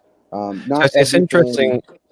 It's interesting when you say more plausible, because obviously that's based on your current beliefs, right? So that's a judgment call that's based on what you currently believe. And remember that the thing with the gravitational wave proposition is that it wouldn't physically have cracked the moon in half and slammed it together, leaving some kind of scar in the geology of the moon. It would have been a phenomena observed from Earth that the moon appears to have split. I mean, do we have evidence that this is actually what happened? Yeah. There's a huge amount. There's more evidence for it having been observed by Muslims and non-Muslims at the time than there is for various different volcanic eruptions. Wait. I'm not talking about the Muslims observing it. I'm talking about, do we have evidence that the moon has actually split in half and came back together? Oh, you see, this is why I said that this gravitational wave example would be a wave that passes in between the moon and the Earth, such that it gives the appearance of it splitting. So far as people on the because I don't really. Okay. Can I just interject for a second? It was just the appearance. Yep. So the moon itself never actually split in half. It just gave Jack, the appearance of Allahu Alam, which means Jack, I don't know. Just a second here, right? So I know this is interesting, but at the same time, there's a lot that the idea of miracles depends on whether or not you believe a supernatural entity exists that can do this or not, right? So I know we may be jumping the gun here, and this is an interesting discussion. I'm not denying that, but really, I think there's a lot that we've not discussed. I think number one, we've not discussed what a miracle should be, if we should attest one thing as a miracle versus another. Secondly, I'm not sure if you're aware of the full the full details of how this went about, Jack. So maybe have a look at it and then come back. I mean, here's what I'm trying to get at. Like, I just need to know real quick, this gravitational wave example that you're giving, are you telling me that the gravitational wave just made it appear as if the moon was in half? Or so you're saying like it's a trick of the eye kind of thing? Yeah, that's one way in which it would appear to observers on Earth that the moon had been split in half, and so the observers. But that's a hypothetical. If I don't, I'm not saying this is exactly what happened. I don't know. But there's the idea that it's necessarily implied that that the moon physically cracked in half and then was physically shoved together again. Okay. We don't have a basis to say that's the Islamic claim either. But that's not beyond God to do. What I was really getting at with this was this consideration of what is a miracle, what is the miraculous, and what it seems to sort of keep circling back to is if you can understand it, it's not a miracle, and if you can't understand it, it didn't happen. I'm just saying that if there's a natural explanation for it, right? In all likelihood, it's not a miracle. Right, but what I'm trying to tease out here is the circularity in that. Fact. No, the thing is there's a deep circularity in here, which is sort of keeping you sort of locked in a loop, which is to say that you're effectively saying natural is equivalent to exists or is real, and anything that I don't see how there's a natural explanation, then I don't believe it happened. And also you're tying that to this concept of miracle. Now this denies lots of things that we regard as being miracles as counting as miracles. Mm-hmm. So that's sort of one thing, but I don't want to spend all the time on this necessarily, because I'm not sure that's really the root of what you're asking. No, that's fine. But then what do you make of other religions that have miraculous claims? Like, how do you explain them? Like religions have nothing to do with Islam. Yeah, I mean, I don't have any problem with them possibly having happened. There's a range of ways. So, for example, a lot of them could be due to jinn tricking and misleading people. They could have not happened at all. They could have been permitted by Allah. They could have been. There's one hadith that talks about the Harut and Marut, where the angels came and brought some magic specifically. So it's not necessarily from jinn. There's a whole sort of Then if that's the case, I don't know what to do with them, if you know what I mean. Yeah, if that's the case, then it could have been from God, it could have been from jinn, it could have had a natural explanation. Well, then you could describe everything that way. I could even say, well, the splitting of the moon isn't a proper Islamic miracle. It could have been just the jinn tricking him. Like, what if Muhammad didn't talk to Gabriel? What if I want to interject here. It's very interesting to know the details, right? Because a jinn tricking one person is one thing, but a jinn tricking a population all at once is very different, implausible claim. Then what about the miracle at Fatima, right? And so the Catholics claim that the sun danced around in the sky in the early 1900s, and there was these three Portuguese children that spoke to Mary and described herself as the Immaculate Conception and promised that the sun would dance around in the sky. And 100,000 people apparently claimed to have seen the sun dance around the sky. I mean, that's a clear-cut example to me of like mass hysteria that could have just been the same thing that happened way long ago with Muslims claiming to see that the moon split in half. Well, I mean, we'd have to look and see if indeed there is evidence that 100,000 people did make the claim, or if someone claimed that 100,000 people made the claim. And we'd have to look at what really went on and all this. I'm not an expert in this particular thing that you've raised, so I wouldn't comment on it too much. Right, exactly. And so it's the same thing with Islam. So we don't have. So Jack, before we continue, I think we get your point here.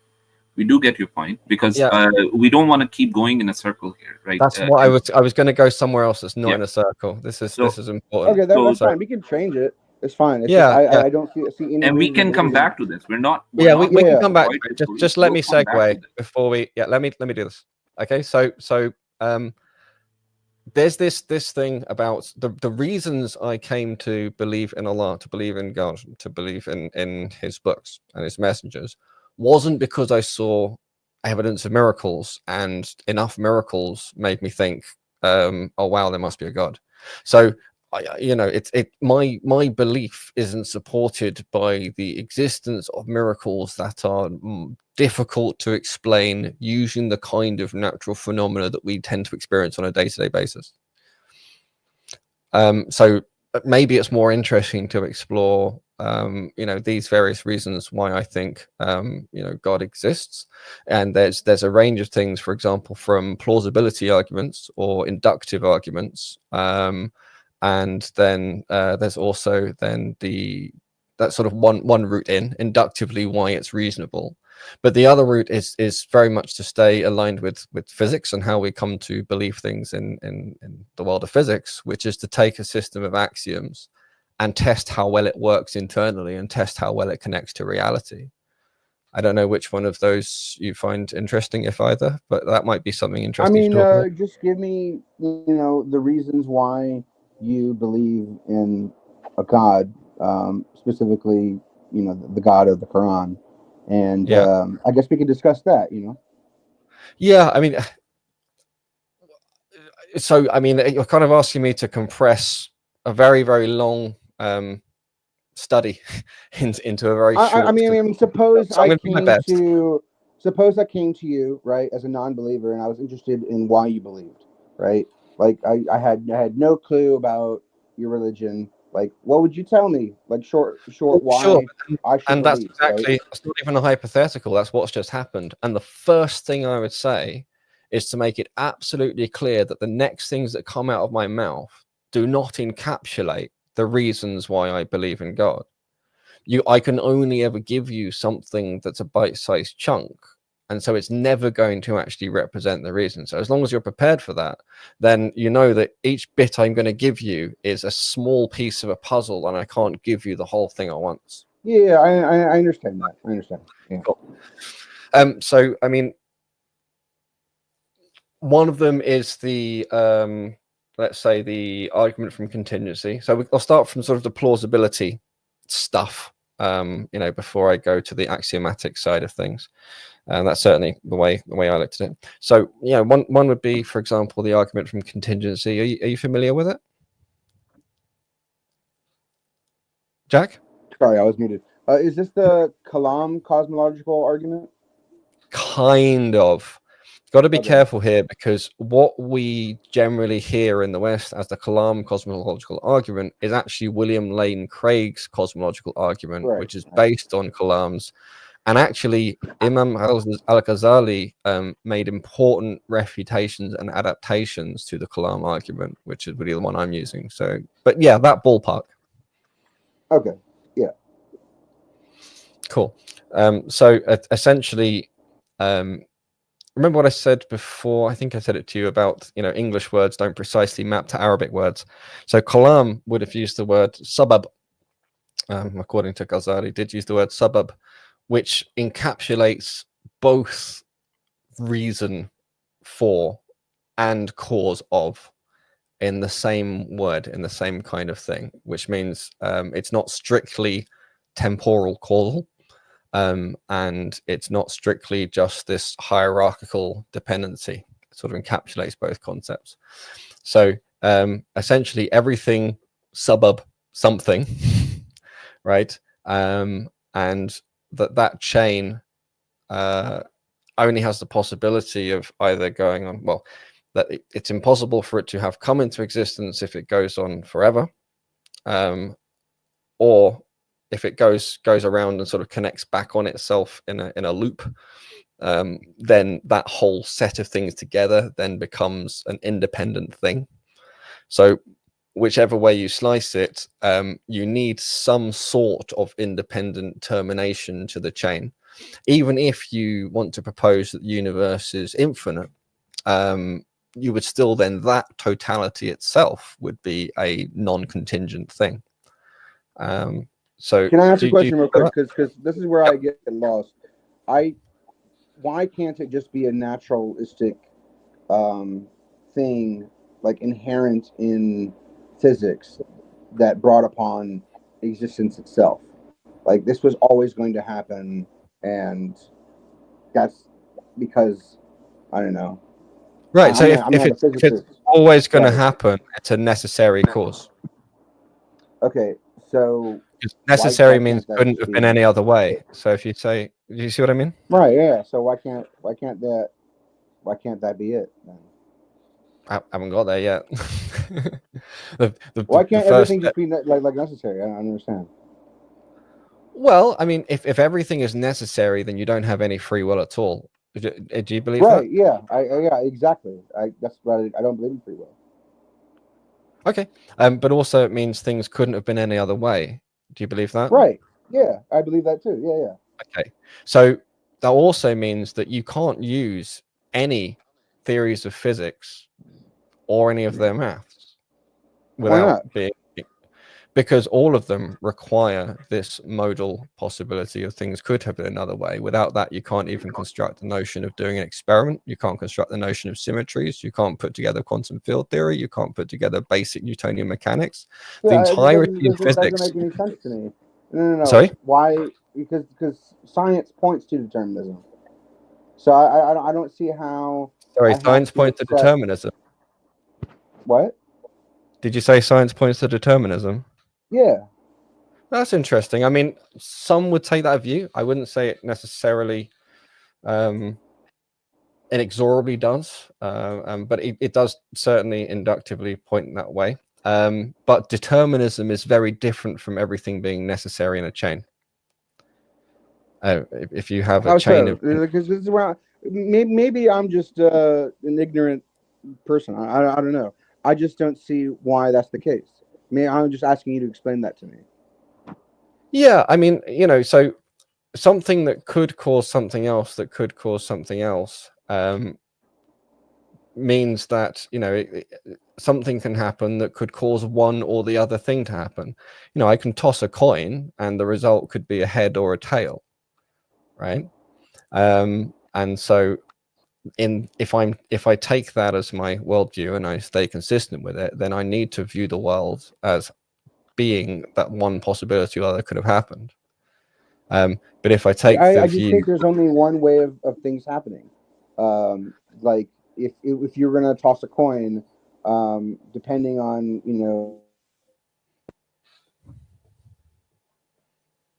yep. Sorry, I lost your audio.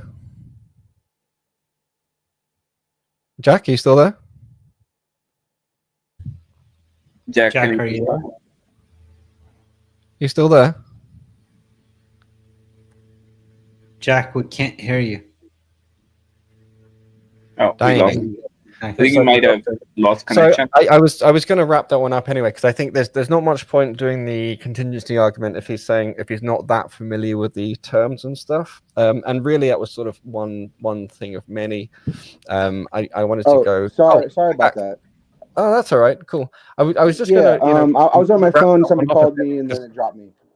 Yeah, no, that's cool. that's I was fine. going to sort of put that one to bed a little bit, at least for now, just because we're getting into some stuff that requires quite a lot of technical jargon, which is not that's fine. necessarily going to be. What I'm just trying to get at is, like, if my fingers flip a coin, depending on how much force I use is going to determine whether becomes head or tails, right? And so I don't see how. Well, it's how much force you use and all the other factors to do with the environment and so on and so forth. But then, what determined what the position, what the environment was like, and what determined what your thumb was like. Also, what about the option of a coin landing on its edge, and so on and so forth. So predetermined, just determined from when. If you this in this analogy, then you're saying if I flip a coin, but so what determines you flipping the coin?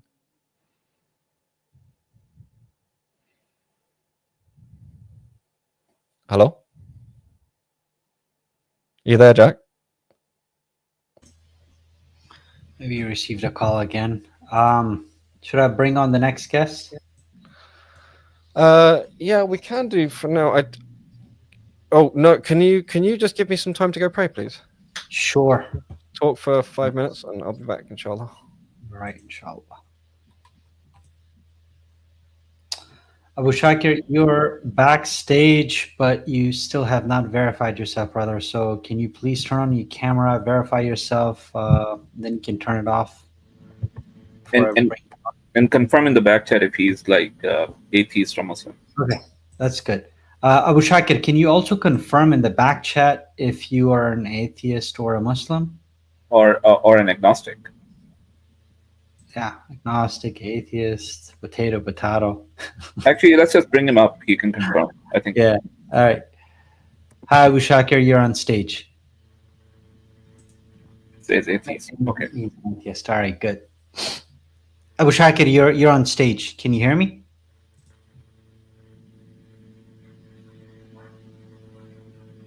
Well, what happened? Right.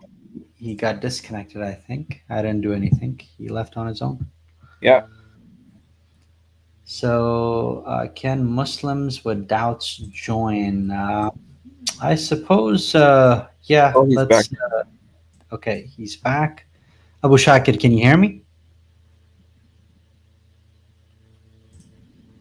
Abu Shakir? We still can't hear you, brother. Hello?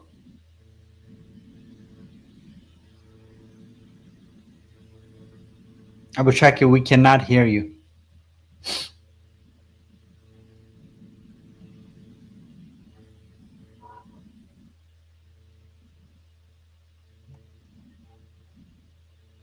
Abu Shakir? I don't think he's able to. Okay, I'm going to put you off stage. Please try to fix your microphone, Abu Shakir. We could not hear you. Yeah. Just a reminder for everybody to please click on subscribe if you haven't subscribed already, and click on like, share the link with as many people as you possibly can, especially atheist friends, or if you have any family members. And towards the end, yes, we will allow Muslims to hop on stage if they have any questions, if they have any doubts. But please keep the questions on topic. And I hope you guys watched the presentation in the beginning. If you have any specific topics for Brother Islam, inshallah.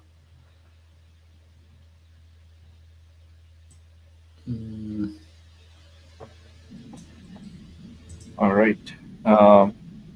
This was interesting. I'm sorry, brother. I've actually been traveling today. Did you watch it from the beginning? No, I just I actually got here just when he was finishing his presentation, so I didn't watch the whole thing. Oh, okay. So I'm probably going to do that later. All right. We've got naturalists. All right. So Everybody knows. Abu Shakir is. Can you hear me? Yeah. Can you hear me now? Yes, we finally hear you. Sorry, guys. I had a problem with my headset. No problem. So I'm going to construct atheism in about a minute and a half, and then I'll leave it to you. See if you can deconstruct it. How's that? Sure. Go ahead. You can go ahead. All right. You know, Give me 1 second. I'm just making notes. Sure. Mhm. To me, when I say atheist, is same as me saying vegetarian. I don't eat meat. I don't like it. That's what makes me a vegetarian. Now, when it comes to atheism, as a theist, being a theist, there are two elements in being a theist. One is a deity. There must be a deity. And then the theology, the books that come from deity or even the oral traditions. That's what makes a person a theist. Now, the deity part, if you were to ask me, look, Abu Shakir, what do you think? Did a supernatural created the world, or it come by itself? I would say I don't know. I don't know one way or the other.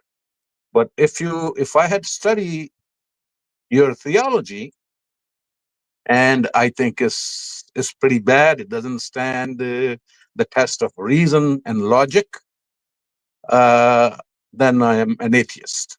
Now I have constructed the atheism in detail. Okay, I'm just gonna share screen so that so far what I've got, if there's anything missing, let us know. So this is what I've got so far. What was the last thing that you said? Sorry, Abu Shakir.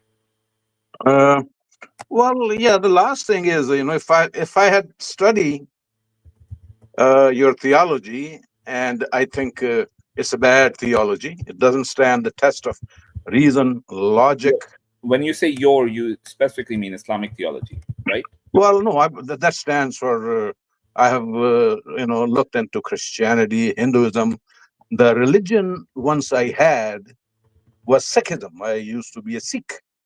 Okay. And after studying the book, I didn't think it came from God, even though it was a good book. I mean, I don't have anything against it, but I don't think it was a God. And then I was left with the God, no theology. And I tried to search a theology that fits the deity. And I compare my real life experience with God, and I came to the conclusion, that nothing to it. And it doesn't make any difference to my daily life whether I believe in a God or not. For nearly 40 years, using my brain with logic and reason has, made me prosperous. Okay. So far, what I have, all of this is true. I've not Read it out, because I'm on a phone. I can barely read it.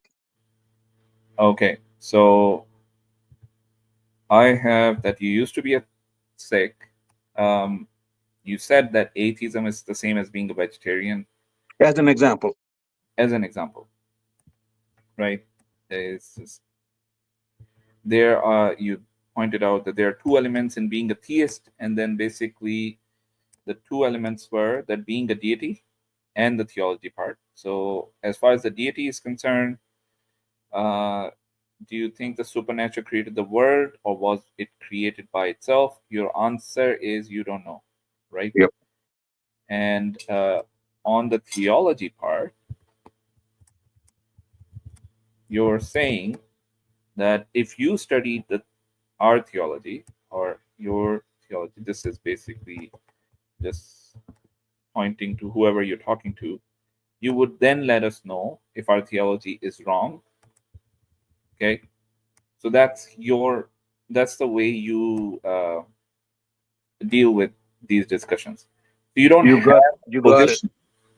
You don't have a position, basically, essentially, so far, because you feel that there is no difference in your daily life, whether you believe in a God or you don't believe in a God. Correct?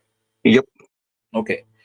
So your atheism, the way I'm looking at it, just by these words, you would basically consider your atheism as an agnostic, atheistic position where you don't know the God you're denying.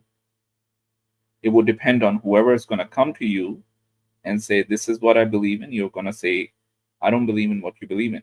Correct?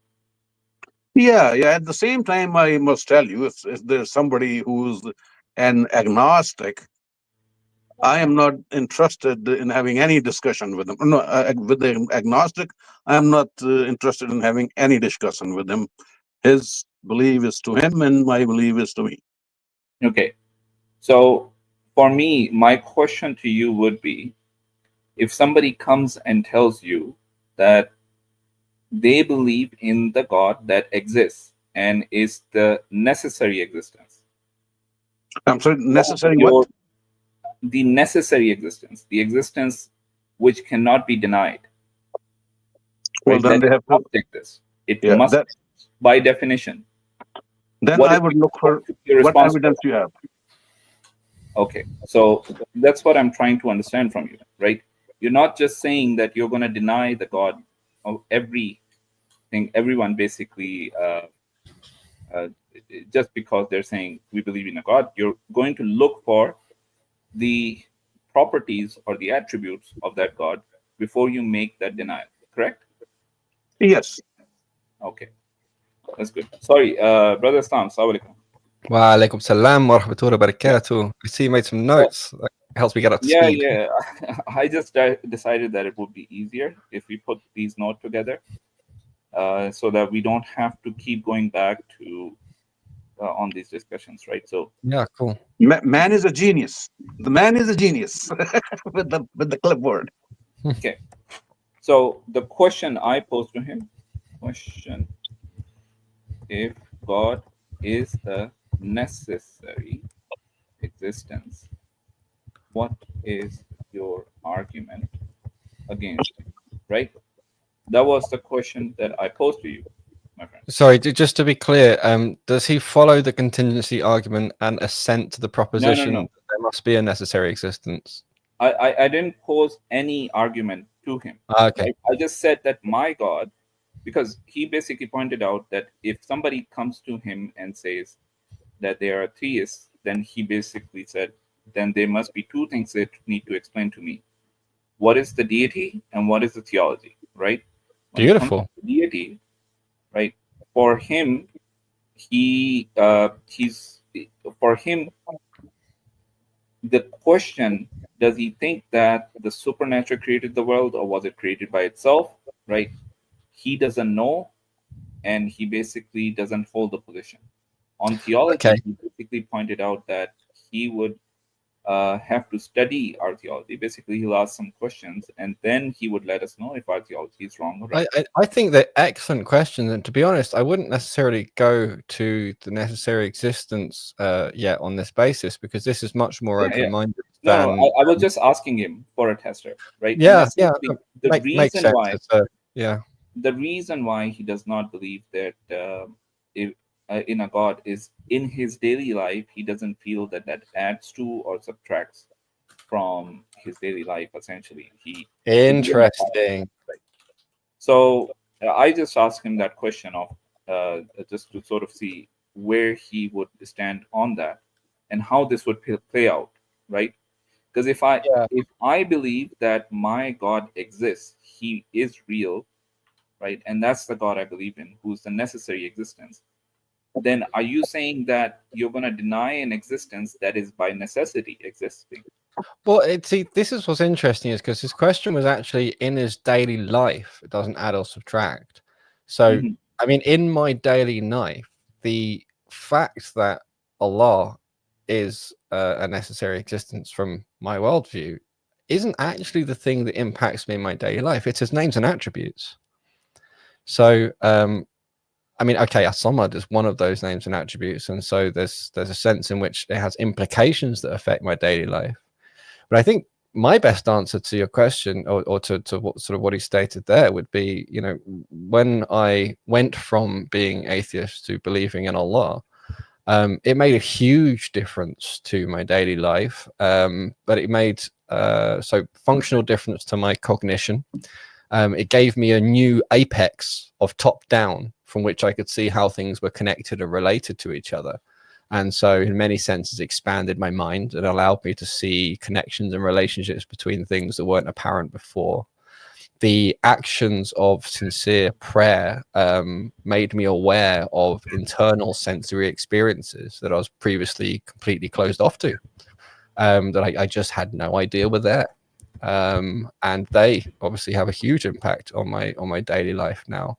The combination of, you know, at a really fundamental level, humans are driven by fear and love in some shape or another, and that's related to things like activations in your amygdala and other bits of your brain. And so having both of those directed towards Allah gives me a real-time, highly active compass, which helps me to make decisions about what is a good thing to do in my life, which when I didn't have that before, it meant my overthinking was terrible. And I would end up having to put faith in ultimately flawed rationality, which, you know, often understandably didn't work out that well. So does that answer your question a bit about difference in daily life it makes if there's a God? Well, yeah, you know, we live different lives, and you said that it has improved your life. When I was a Sikh, a believing man, actually, I really enjoyed being a Sikh. I loved my life. The only questions came when a couple of days down our neighbor, we had a lady. She had a little baby girl who was born with the genetic issue. Her head was much bigger than the body, and then she died in a, you know, in a bit of painful death. And that's when I started to question God. At that time, I even hadn't studied my religion. So that's when actually I start to read the scriptures that I had. And after I finished the scriptures, I realized that this is not the word of God, and it does not reconcile the God that I believe in with the practicality of life. I see. And Yeah. But my life, since I didn't believe in God, but I continued to think logically, the same process that took me out of God brought my life got better. I was more attentive in my education. I had a better relationship with my wife, and I continue to follow a rational process of thinking, and that's how I live my life. And it's good. Continue. So two different lives, two different. You are atheist. I'm an atheist. You are atheist. Yeah. So we've both experienced a massive worldview shift, which not that many people really have. At least to that extent, but from two different sides. Now, two things sort of stood out to me. One is, had you been a Muslim rather than a Sikh and gone to your scriptures, or then one of the first things you would have seen is that children who die in the early life go straight to Jannah and play at the feet of Ibrahim. I actually commented this on a post underneath a Muslim couple who announced they had a miscarriage, and you know, I think it was like 2,000 likes or something it got, because it's a beautiful sentiment that connects with a lot of people. And so that scripture is functionally very good, which speaks to whether or not it was authored by one who has real insight into humans and had thought about these kind of things and put them in that framework. So that's just a very interesting comparison. And in terms of the life since not believing, it's interesting because in the Quran, and I don't know if it's the same in Sikhism, I have some Sikh friends and things, but I'm not super familiar with the details. Education and application of rational processes is incumbent on you as a Muslim. You're sort of exhorted and pushed towards doing that sort of thing as part of the religion. So it wouldn't be something that you would be better at if you didn't have the religion. So I don't know if I don't understand the connection necessarily why leaving Sikhism led you to pay more attention to your studies and act more in rational processes, but the implication is that Sikhism somehow kept you back from that, whereas in Islam it wouldn't be the case. Well, you know, I later on I started my career as an accountant, and I had a Syrian friend. He was from Syria, and we worked for the same company. And I was an atheist, but would sit down and talk. And one day, the religion actually never came in our conversation. And one day, he asked me what religion I have, and I told him I'm an atheist. And we briefly talked about. I had very little knowledge about Islam. And he's the one who first gave me a Quran, and he said, "Hey, I want you to read the Quran. The only condition he had is make sure that you take a shower before you read it." That's great. So it took me about 3.5 months. I studied it very carefully. To be honest with you, I'm only reading Quran at that time. That's the 90s, 92, 93. Mm-hmm. So, you know, there were no tafsir, and I didn't even know what a tafsir is. There were no hadiths. I had no idea what they had. Do you speak Arabic? No, was a translation. That's interesting. Technically, you were reading a tafsir and not reading the Quran, because a tafsir means an interpretation or, you know, extra interpretationary stuff, but the Quran is specifically and only the Arabic language. Well, let me carry on. Yeah, I'll let you carry on for a couple really of minutes. Point. Yeah, you wouldn't have these questions that you're having. So I gave the Quran back to him, and he said, how is it? I said, look, most of it I don't understand, because I'm not familiar with the Judeo-Christian things. I only knew Abraham, Moses, and Jesus, and Hazrat Muhammad. I didn't know anyone else. I didn't know the rest. So while I'm reading it, I had no idea what is being talked about, except for the very, very few verses. And then I found some of the verses that I had serious questions, and then I asked him. It turned out to be my Syrian friend. He hasn't even never read the Quran yet. He's given me the Quran. Subhanallah. So now we are late, and one day I am driving in my car, and a long drive, and I'm listening to the multicultural Indian songs. Then after that comes the Pakistani program, and they have two alims there, and there's the question and answer from the period.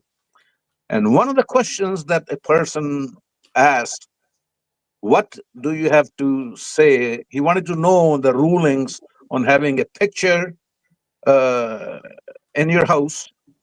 What is the ruling when it comes to pray?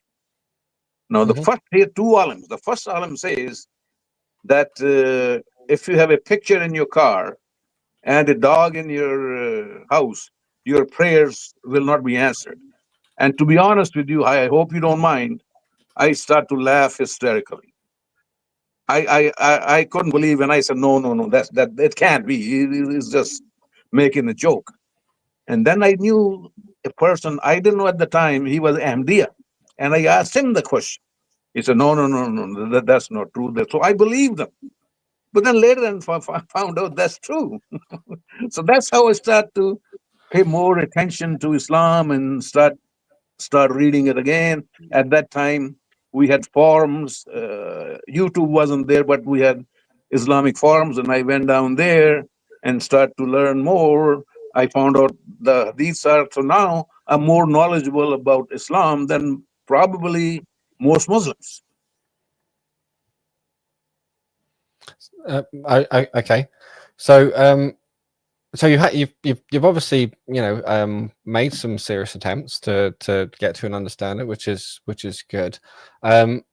The point I made, and the reason I really wanted to make that point really clear, that the Quran is in Arabic only, and that what you read really was a tafsir, is because there's really, the Semitic languages are so different from Indo-European languages in terms of the way they work, that it's not the same thing as translating German to French. You can pretty directly translate and not lose too much meaning.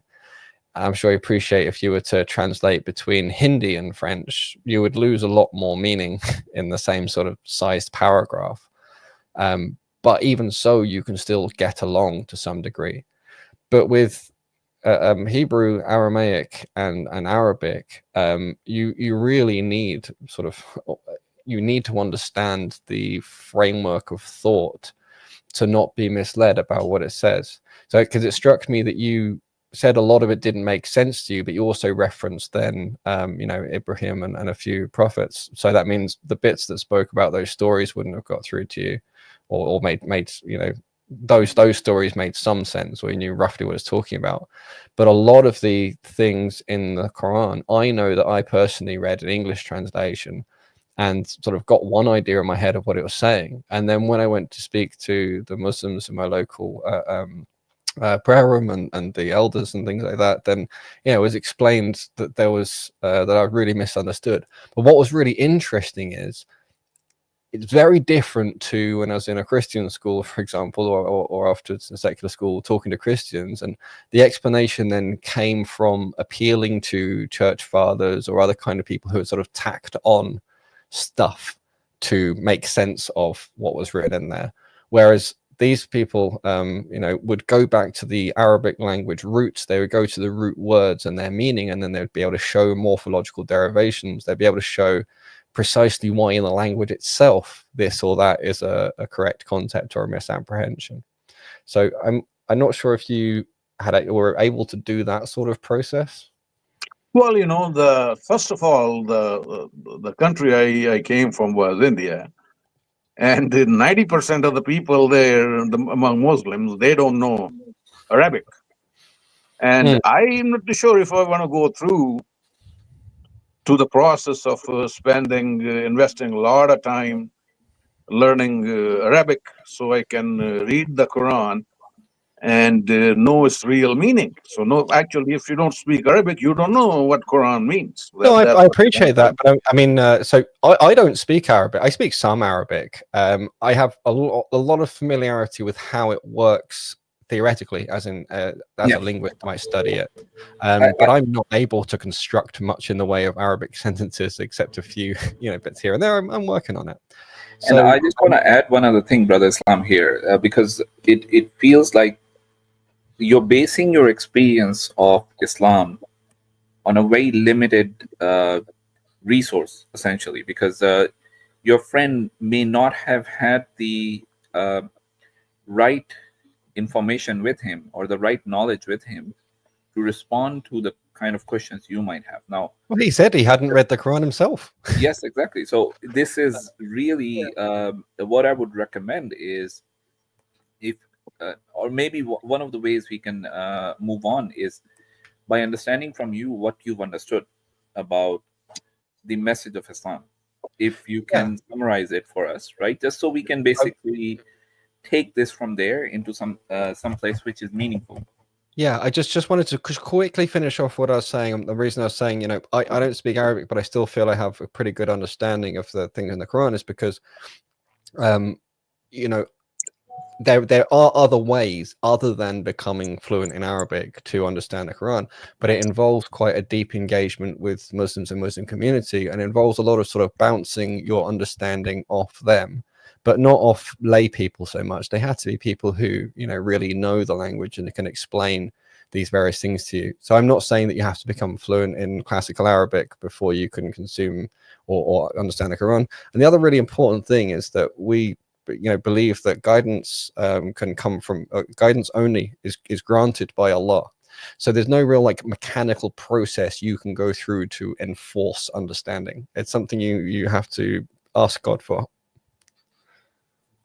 Well, you know, we have a mufti from India, Mufti Yasser Nadeem Wajidi.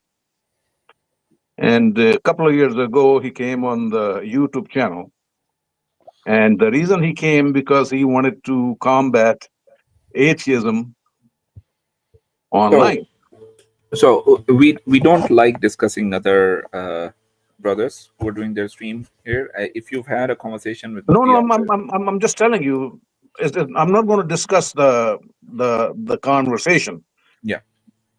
Actually, but I'm just so every week he invites people to criticize Islam. So I did tell him that I'm critical of Islam. I go there every week. Now he is a doctor, expert in jurisprudence, and I raise my objections, and he cannot satisfactorily answer any of the questions. Usually he tells me, okay, you know, you ask a question, I have given you my answer, and that's it. Mm. So, The satisfaction, whether or not it's satisfactory, really depends on your current worldview, right? There's a lot of answers that I have regarding things in the Quran that initially, when I was atheist, were highly unsatisfactory. And then the more I came to understand what the Islamic viewpoint really was, the more satisfactory it was. And this is really where Faisal's getting to with his question of, you know, what was your understanding of the core message? And we can see if we feel it reflects what we see as the core message. the core message of the Quran? Yes. Well, you know, the core message of the Quran is basically the five pillar. There's the hadiths that I've read all the hadiths, Bukhari and Muslim. I was reading a hadith which says a man came to the Prophet and he asked him if I was to pray 5 times, nothing more, nothing less. I do my Hajj, So I do my zakat. He named the 5 pillars. He says nothing more, nothing less. Can I go to heaven? He said, yeah, sure, you'll go to heaven. And, you know, if I was to be a Muslim, I would be that kind of Muslim. So my question again, I'm just going to ask you the question again, just because when we initially started this discussion, right, you said that you have, whenever you approach someone, you talk about 2 things, all right? Now, this is really as basic as that. What is the core message of Islam, according to you, which you have grasped from your study of this religion? So it's not the core practices or the most sort of basic tenet. The most basic practices. It's really, you know, so presumably, obviously, you're aware of the oneness of Allah, the oneness of God, and how critical that is not to associate partners with Him. And you're giving him the response. I was just giving this as an example because, given the exchange he's had, he's obviously met that concept. But I'm just saying things like that. Well, the core message that I understand in Islam, and that's based on even jurisprudence with the Hanafi fiqh. I have read parts of Al-Hidayah too, is once I become a Muslim, I follow the 5 pillars, and my next task is to either call people to Islam, offer them Islam. If they refuse, then offer them jizya, and if they don't pay jizya, just be careful with. So, you know, the question was regarding the core message in Quran. Well, and you went to the core message. And you went to another. Again, you went to other sources rather than the Quran. So I'm just. This is not the core message of Islam. You ask any Muslim, what the core message is, and they will basically be able to inform you what that core message is very easily. I'm asking you, if you're the one coming here to claim and making the claim that you understand this better than a lot of Muslims do, right? So I really want to understand from you whether or not you've understood the core message or you've misunderstood everything. Because from what you've said so far, this is like the third opportunity I'm giving you, my brother. You've misunderstood the core message of Islam. I want to really hear from you what that core message is. Well, this is the core message. If I misunderstand it, then correct me. Okay, so that's good. That's good. You're basically willing to say that you may have misunderstood it, right? Because it is not the core message. The core message of Islam is very simple. Believe that there is only one true God. There's only one God who's the creator, who's the sustainer, and he's the only one who's worthy of our worship. That we should not direct worship to anything other than him. Because everything other than him is a creation, not the creator. That he is the necessary existence on whom everyone depends. All right. And the way to worship him is the way that the Prophet, peace be upon him, taught us. Okay? Like all of the messengers before who came before him taught their people, the Prophet, peace be upon him, also taught us the most perfect way of worshiping that creator. Does that help, Abu Shakir? Yeah, that is, I would call it oversimplification. It's actually again, it is a statement of the core message, though. So it's not, the totality. Oh, it is. I agree with you. I agree with you. That's not an oversimplification. It's quite a clear statement. One thing I wanted to make to check if it's clear, though, and maybe I express this in terms of its value to me, is once it really clicked, the penny dropped. Why is it that we're worshipping God alone? What is even worship? It wasn't until that clicked that I realized worshipping Allah in the way that was prescribed by Muhammad sallallahu alaihi wasallam prevented me and protected me from worshipping other things, which as an atheist I had been worshipping unbeknownst to me. By the way, before we continue, just hold that thought in your head, Brother Abu Shakir. So, Brother Islam, I have about an hour and a half or so more that I know Fawad has to go, but I'll stick around for a while. The only thing is we do have 2 more people in the backstage, and we want to make sure either we're spending the rest of the time with Brother Abu Shakir, or do we ask him to come back after carrying this discussion for, let's say, another 10 minutes, 15 minutes?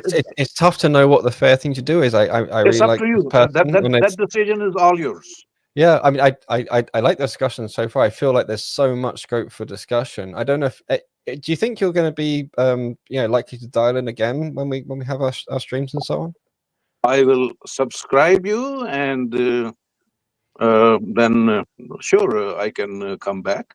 Oh, fantastic! It's just that we'd like to be fair to the other people. That's fine. That's your decision. I mean, that's. But I also feel like this has been very sort of interesting and fruitful, and this is much more a quality conversation rather than just like when Brenda debates came on before. Okay. Well, you have a great day. Yeah, you too. It's a real pleasure to meet you. I pray that we have more interactions. Just think about our discussion so far, and hopefully next time we can continue from here. All right. I have gone through similar discussions before. Yeah, no worries. But, all right. Take care. All right. All right. Thank you, Brother. Okay, Naturalist, your old friend. He's had conversations with you before, my brother. Has he? Islam? Yes, I think. Oh yeah, I think we. Yeah. On Dawa-wise, right? I think so. Hi guys, can you hear me? Yes, definitely. How are you doing? Very good, thank you. Faisal, I think this might be the first time I'm meeting you. Yes, nice to meet you. I think so. Yeah, Just thought I'd come on. I don't know if you have another guest. I'm because I'm pretty much all around, always around you guys, so I don't mind.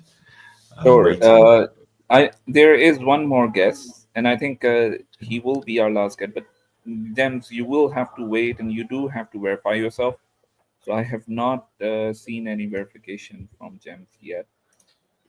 Yeah. You would. Oh, his camera is disconnected now. So let's go ahead. We'll have the conversation with you. Yeah, let's crack on. No, now that I've heard your voice, I totally recognize you. I just maybe the lighting was different. I didn't quite recognize your face, but I totally recognize you. Yeah. I remember it was a good conversation from what I recall. Yeah, so I've been on a couple of Dawa streams already. EF That's Dawa an and understatement. So so for anybody, maybe I'll just describe very, very quickly what my belief is, just so that we have a starting point. If you're okay. Yeah, sure. Okay, so I mean, naturalism is the idea that only natural laws and forces, as opposed to supernatural ones, operate in the universe. I'm a metaphysical naturalist, which is basically the foundation. I'm a determinist. I also have a soft spot for naturalistic pantheism, as put forward by Baruch Spinoza, which is God is seen as the aggregate of all unified natural phenomena. On the topic of mind, I'm a physicalist. The best working theory right now for consciousness is global workspace theory. And I also have a bit of a soft spot for illuminative materialism. On ethics, humanism, stoicism, virtue ethics, and I do not believe that there is a hard problem of consciousness. I do not accept the notion of qualia or property dualism or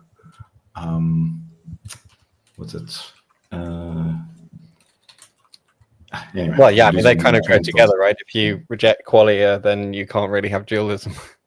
I think I may have missed a couple of things from your profile, but I think I've got most of them.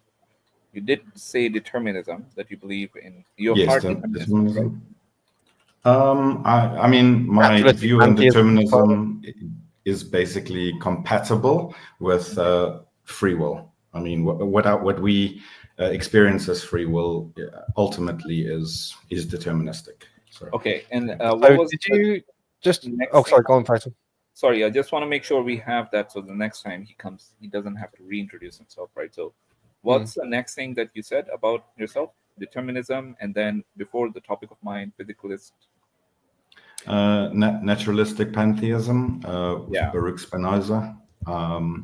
Okay, so it's global workspace theory. Global workspace theory. Yeah, it's one word. Very, very interesting neuroscientific foundational theory. It's one of the leading theories of mind and how the brain actually works. And there are a lot of investigation and experimentation. You think it's one of the leading, really? That's an interesting discussion. I hope it's not too tangential, because I love those discussions. Yep. It's a very cool idea. Okay. Anyway, yeah, I don't actually get to introduce myself in this way often. So yeah. No, that's really good, and this is really the intent behind the stream. We're trying to work our way with everyone individually, because what we found is there's no one atheist out there, right? Like, it's not like you deal with one atheist, then you can basically assume that the next atheist you're going to deal with is going to be 95% the same, right? No, that's not like that at all. But Islam, Hakim and I are very close in terms of what he used to believe and what I believe. I just want to say, so did you see the earlier part where I went through that presentation? Okay. I literally wrote down every single one of your slides. I have a full document of every one of your give you the slides. deck. You can drop me an email. So that actually No, it's cool, brings. I've already got it. So just so we, before you proceed, this is an interesting point that you brought up. So I know you guys have discussions before. Do you want to start the discussion all over again, or do you want to continue a discussion that you might have had previously, or you want to take a fresh start, essentially, from really the basics all over again? I don't It's up mind to you, either brothers. way. I don't mind either way.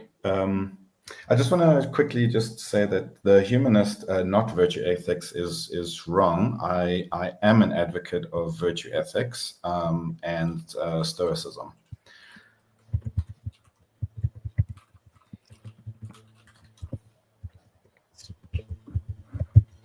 Okay. It's called modern stoicism, but anyway, yeah. So I don't mind. I don't mind the contingency argument stuff. Zero energy universe, Hakim's favorite subject. I got a problem with that one. I got quotes for you actually on zero energy. If you want to, I can do them very, very quickly if you don't mind. Okay. Yeah. Well, yeah. We can take them. Okay. So just careful to if you can give the dates, because I think that's important in that context. Right. So I think, okay, so zero energy was proposed in 1973 by Edward Tryon. So Stephen Hawking's use of the analogy of zero energy is basically, if you imagine hills, so if there's a flat ground and you dig a hole, right? The hole represents gravitational negative energy, the hole that you dig in the ground, and you've got to put that sand somewhere. The sand that you're digging out is basically matter, but ultimately the default state, or the sum of all energy in the universe, is zero. So Stephen Hawking put it: the energy it takes to create a hill is offset by the hole you dig to make it. That's a brief history of time and the universe in a nutshell. And then, so Edward Tryon said the universe is simply one of those things which happens from time to time. And then, in short, I propose that the universe is a quantum fluctuation which came into existence from nothing. And then Lawrence Krauss has written an entire book basically on the subject, the universe from nothing. He has. I think with all of these things, particularly with Krauss, you need to be very, very careful, because I mean, particularly Krauss was writing for an audience. Let's put it this way. So Stephen Hawking, Alan Guth, Alexander Vilenkin, him and Sean Carroll. So those are some of the kind of outspoken proponents, basically. Well, I'm not sure it's fair to say, especially Sean Carroll is currently an outspoken proponent. This is the thing: is it was somewhat popular at some point, but it has so many problems that very few people sort of hold it. But also, even when people said, for example, quantum fluctuation came into existence from nothing, is actually an absurdity, in that you can only have quantum fluctuations within a quantum field to start with. There is no such notion of a quantum fluctuation in an empty set, right? So there's a really deep misunderstanding, and it's really difficult to talk about this stuff without being really careful about exactly what you're saying. So this. So that's one thing I'd say. Like there's a popular notion. A lot of people have tried to argue with me and said, well, quantum fluctuation came from nothing, but it's come from actually like nothing. Nothing. It's not creatio ex nihilo, meaning absolute nothing. There is just, there is still potential energy there, basically. Well, it's more than just potential energy. Yeah, you have to already have this field, and that's a really important point, because that means that if you misunderstand it, it sounds like it could be an answer to the question of, can something come from nothing? And you say, yes, here's a physics theory. But the reality is no. Even in that physics theory, that's just a popular expression, which is inaccurate. So it doesn't actually really solve anything in that question. Now, the thing about your the analogy with digging a hole out and having a hill there, it's kind of a decent analogy. But the thing is, what they've done is essentially sort of shift so that you can put in a zero energy and express everything relative to that zero, and then say, well, it's all going to add up to zero, which is essentially just shifting up the baseline from somewhere to somewhere that you call zero. And it's essentially a mathematical trick. Now, isn't that zero 0 point energy? No, it's different. 0 point energy is this idea that you still have energy in a quantum vacuum, even if you were to go down to absolute zero in temperature. Okay. Well, anyway.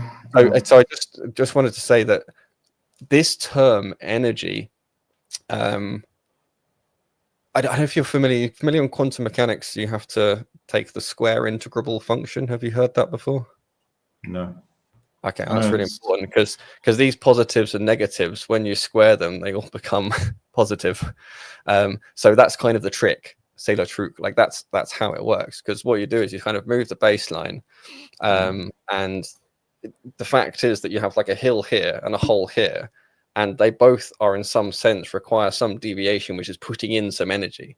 So all you're doing is counting energy as being directed and saying, with this particular counting system, I can call it zero, even though the net sum of everything is zero relative to this certain view, but not actually zero in terms of the energy, where energy is used to mean the matter in the universe.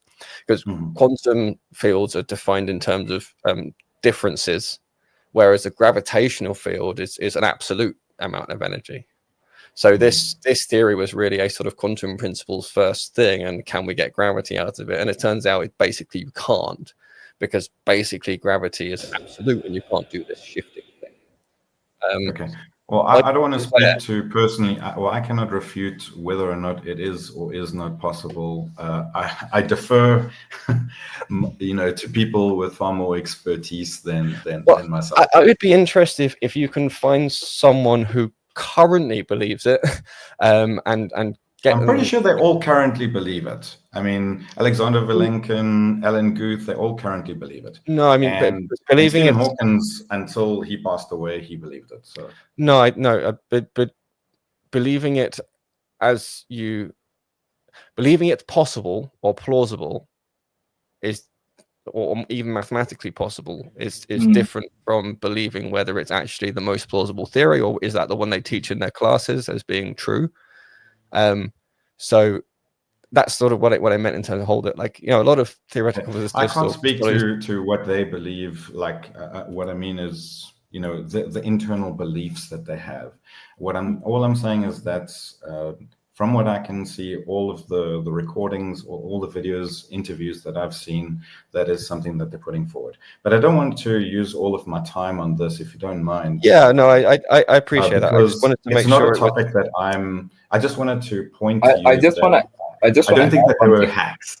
Yeah, no. I just want to add one thing here, because it's important to view this, because I know you position this as something which you believe in, right? But what is the source of your belief? I don't want to say that I believe it. Okay, I want to say that at the moment. Okay, so let's make sure that we're positioning our best arguments forward, right? Okay. It will be useful, because that way we can actually come to a more fruitful discussion. Because if we end up having a discussion on something which is not core to what we're trying to do here, the discussion will go on, but it wouldn't mean anything for you or for us. Yeah. Right. So this is kind of why I was getting at this. All I wanted to do was to present we won't spend too quotes much time on it. But what I did feel the need to make clear is that there is a superficial sense or a superficial understanding by which it seems to solve this problem and give you a way that something can come from nothing, and that is nothing but a pure misunderstanding. That it doesn't in any way solve that. I understand that there is a potential energy there, and it's not creatio ex nihilo. Okay, I Right. Yeah. understand that. Exactly. Yes. So There I is don't still know. something. Yeah. Okay. So I don't Got it. know if any of this will actually become relevant, and we might end up sort of too long on something Yeah. that's interesting but not actually that important. Exactly as Yeah. Faisal said. So Maybe what something was that we the- can move on to, if Yeah. you don't mind. I actually think that we had you had a really good discussion on Daoist recently. So this is not an old one. I know you've been around for like 2-3 years now. I don't know. You've had discussions with a number of our brothers, right? Yes. But this one was a recent one, and Brother Islam was part of it as well. Yes. I think where I would feel it would be interesting is to use that as a sort of a base to carry forward, because there was a discussion where you were presented with the argument from contingency, right? Do you want Brother Islam to just revisit that, and then we can carry on from there? And we can... I would rather take a step back before that, before Okay, we go into contingency specifically, because one of the really key questions I have for you, I don't remember. Do you watch or read much Graham Oppy? Not really. I'm just surprised because your view aligned with him so well. He's I know. very famous, because he's very good and very clear with specifying how he's evaluating his theories. So I don't know what that is. Graham Oppy. Oh, okay. It's a couple of notes that I took on the contingency argument, and I see. So essentially, the first thing I sort of really need to understand, this is something that he makes clear. It's good to understand, and the way he sort of puts together his position of naturalism is, how do you evaluate your theories? How do you choose a good theory? Because it's unrealistic to have created from nothing, or I'm using that as a pun, to have created from the box of tricks that you sort of have in society, to have a complete and cogent, fully logical operator by logical operator explanation of everything. Like no one's going to live long enough to do that probably. So you have to use these various heuristics and so on in order to evaluate your theories and your beliefs. So he has, for example, this notion of what is its explanatory scope, what's its depth, how does it minimize the number of priors that you have to believe? So what are your axioms that you're putting in place? That sort of stuff. So can you tell me how you evaluate your theories, or how you choose which is the best theory, or update your own theories? Okay, my epistemology is grounded in empirical realism and methodological naturalism. By that I mean I consider the natural world to be all that exists, and I rely on observation, scientific inquiry, experimentation, and logical reasoning to form justified beliefs about reality. But I want to put a little bit of pin in the justified true beliefs thing, because your justified true belief might not necessarily conform to what I consider justified true belief, right? Our epistemology and how you and I come to reasonable I don't want to say assumptions about the world, but reasonable knowledge about the world can be very different. Especially, obviously, you have a different paradigm to me. So I prioritize evidence. So I do prioritize evidence that is reproducible and subject to falsification, which are core standards in science and critical inquiry. In this way, knowledge is always provisional, meaning it's open to revision in light of new evidence or better reasoning. But crucially, it's important to say. It's important to say that a consequence of that is that you also accept that everything you believe is false. No. Well, you see, because if everything, you can't say that. Well, not everything you believe is false. Well, you've got to be really careful there, because if you're saying provisionally true, it's not the same thing as actually true. And if you're working in classical logic, it's true now. Provisionally true. I grant the truth of what I believe right now. Okay. So it's provisionally granted truth, but it's open. I'm always open to the possibility of revision or change when better reasoning comes available. So this is actually what I wanted to speak about. It's very difficult to use those notions. It's important that if you're going to use the notion of provisional truth, you have to be very, very careful that it's a very different concept from the concept of truth. And that's particularly important if you're going to start using logical arguments at any point, because the notion of provisional truth is so different from the notion of true or false, or follows and does not follow, or is contradictory. Just by the way, so it's based on empirical realism, but it's not philosophical naturalism. Philosophical naturalism is metaphysical naturalism. That speaks to the metaphysical. That must be methodological naturalism, which is basically the scientific method. So there's two types of naturalisms: methodological and metaphysical. Yeah, no, that's fine. So, but for everything you've laid out so far, I appreciate you doing your best to answer the question, but it doesn't really answer my question, because when I said how do you evaluate your theories, essentially the stuff you just laid out, how do you evaluate that that's a good way to go about things in the first place? That's the thing. So when I spoke about Oppie saying minimize commitments, maximize explanatory power, he's including his very justification of naturalism itself within that. And that's important because he has to stay open in order to state that. Like, he can't. Which form of naturalism are you talking about, though?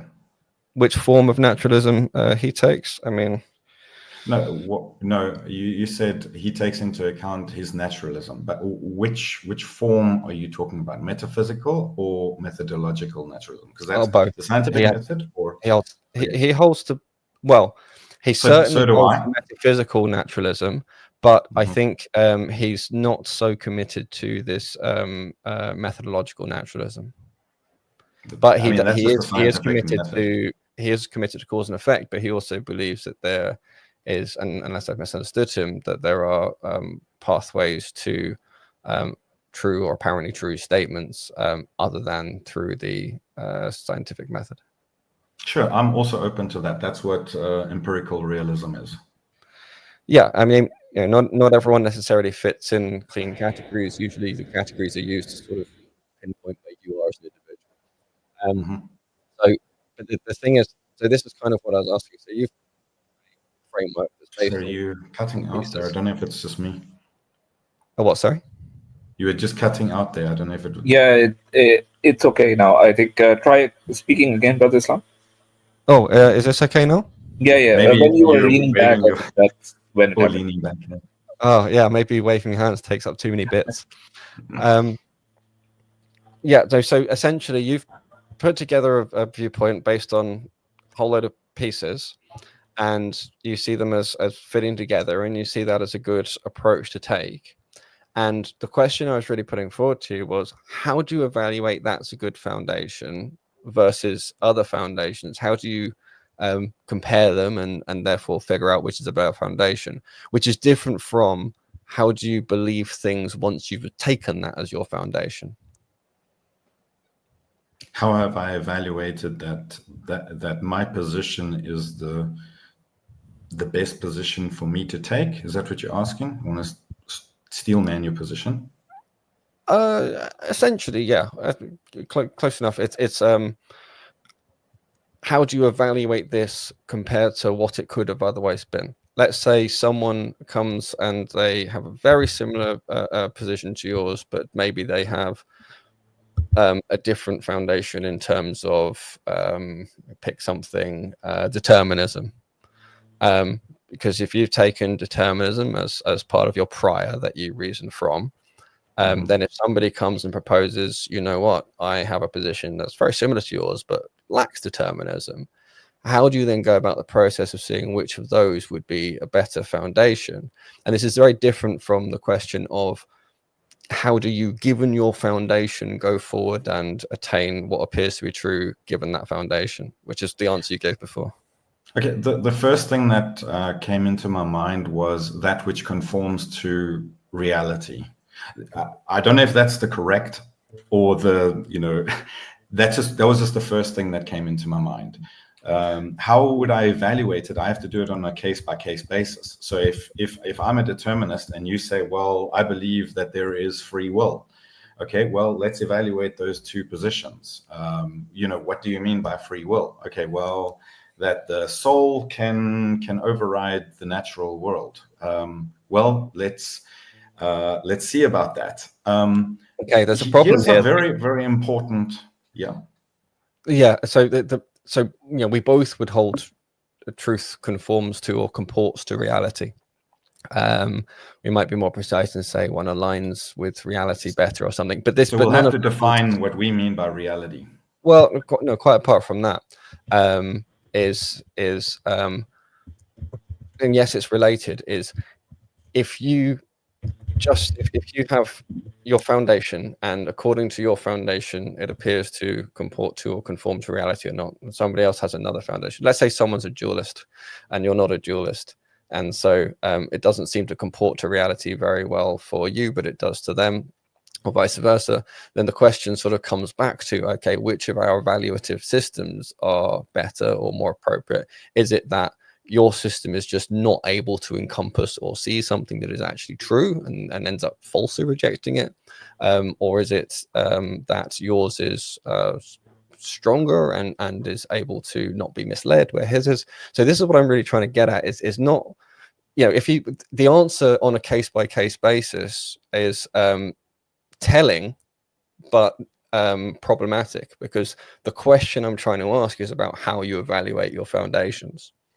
So if you're saying, well, present me X number of, you know, things, and I will case by case assess them based on my current foundations, it essentially says I'm going to stick where I am until something knocks me off.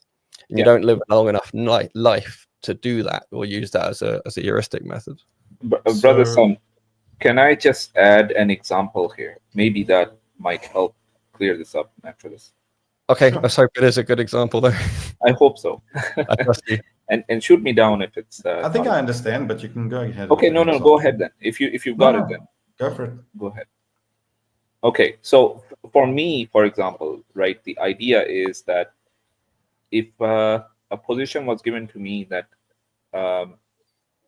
if I have to believe in the idea that if all the elements of T were available in one place, and then after a while, if I go back, I find that T has that I find a cup of tea, a hot, warm tea in a cup there, right? To me, that would mean that somebody came in and created that tea, right? I would not believe in the idea that the tea made itself, or the elements mixed in of itself and made themselves, right? So that's an assumption. That's something that I arrive at. Now, if again I was given a similar scenario, right? A scenario where I have no prior physical experience of things coming together and resulting in something different, right? I would be consistent in my understanding and still say there must be a reason outside of what I'm seeing why it's different now from my previous exploration of it, right? So, for example, there was a bunch of sand, and then when I come back, sand has turned into a castle, right?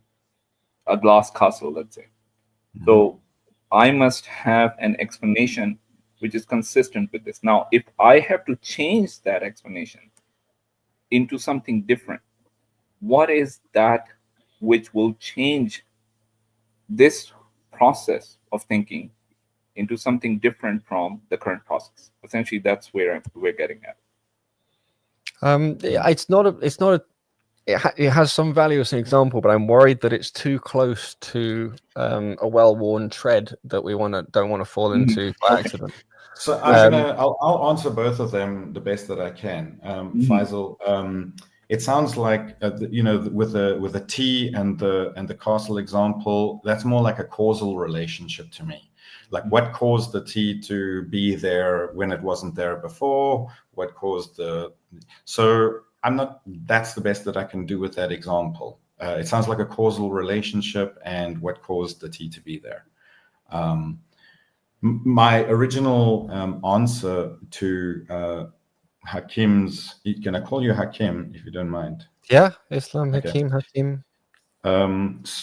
Was geez, I'm losing my thought now. So how do we evaluate reality? I was going to say that ultimately it boils down to my foundation is metaphysical naturalism. Now, you brought up a couple of arguments against metaphysical naturalism in the sense that, well, I believe that there's jinn interacting, possessing people or, whispering in their ears, and then there's light of angels and things like that. Why are they against metaphysical naturalism? Well, from what I understood, you were bringing a case of, they're also part of the natural world.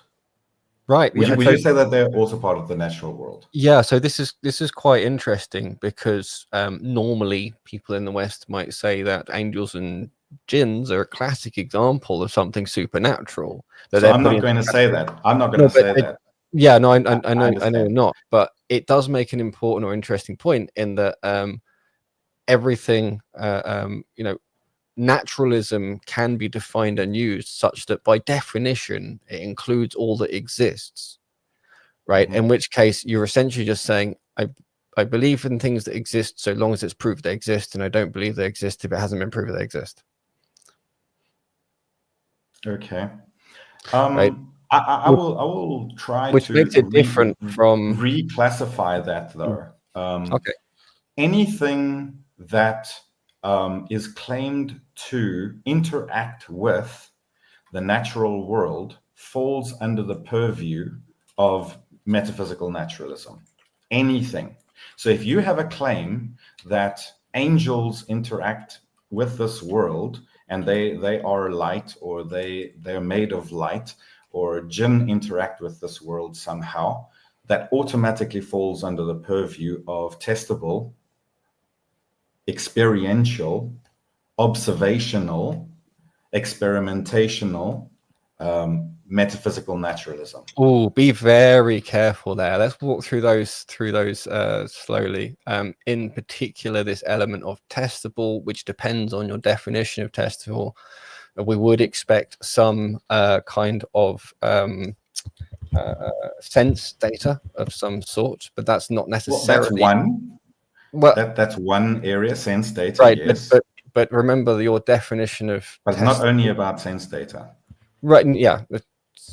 But your definition of testable included the ability to be able to control the environment and various variables and so on. So we just need to be a little bit cautious with that one. I just wanted to first ask you. I didn't say you need to control the variables or anything like that. I mean, well, they've tested. You referenced the scientific method and so on, and that requires control of environment and variables. In fact, the lack of doing that is specifically not the scientific method. So the thing is, okay, virtual photons, how do they fit within your purview of metaphysical naturalism? I don't see how you can permit virtual photons but reject angels. I wouldn't reject angels unless they are not part of the physical world or do not interact with in any way, shape, or form, whether it's any kind of energy, state of energy, or matter. Yeah, so we believe that angels are interacting all the time, all around us, and some of them. So that should be testable. Well, It depends. Because if you're saying that they're Hold on, interacting with, let me. I'm saying some stuff that really blows. It's so different from your worldview. You really need to give me some time to sort of explain when I say something that sounds time to cook. Right. So now, there's a lot of, you have to take my word for it for a moment, but a lot of the indications from the Quran are that the angels essentially made of light and behave in a well-ordered fashion because they follow the commands of Allah without without breaking them. They don't have their own they decide not to follow or decide to do some random thing. So but also in our position, Allah uses qadr, uses his divine powers to control everything. So everywhere where you're able to find order is already covered and within, like everything that you've classified as being cause and effect, we would have the same observations and classify that under being a regularity in how Allah behaves. So imagine for a second that it wasn't Maxwell who discovered electromagnetism, but it was, or Maxwell and Faraday, but it was instead some Muslim scientist at the same time. I imagine instead of the Islamic Empire ending, it had carried on and they'd got all the way to electromagnetism on their own. Well, someone could claim that they've proved that angels as specified, what we've proved or shown the existence of some angels, not all of them, not ones who are used intermittently or in certain special ways, but the general underlying angels have been found and shown. Do you see what I mean? Because you can see these regularly interacting things that are behaving as light and so on. Now, it's not to say that all light is made of angels. That's not true. That's not the case. But do you see what I'm getting at there? That if you find regularity and order, it doesn't necessarily imply, although it does fit with your perspective.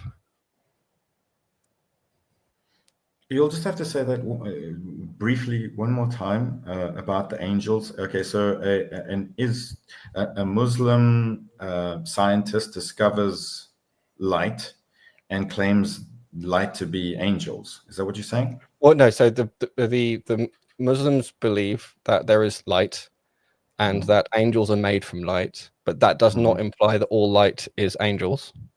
Sure. Right. But imagine then this scientist, let's call him Ibn Sina,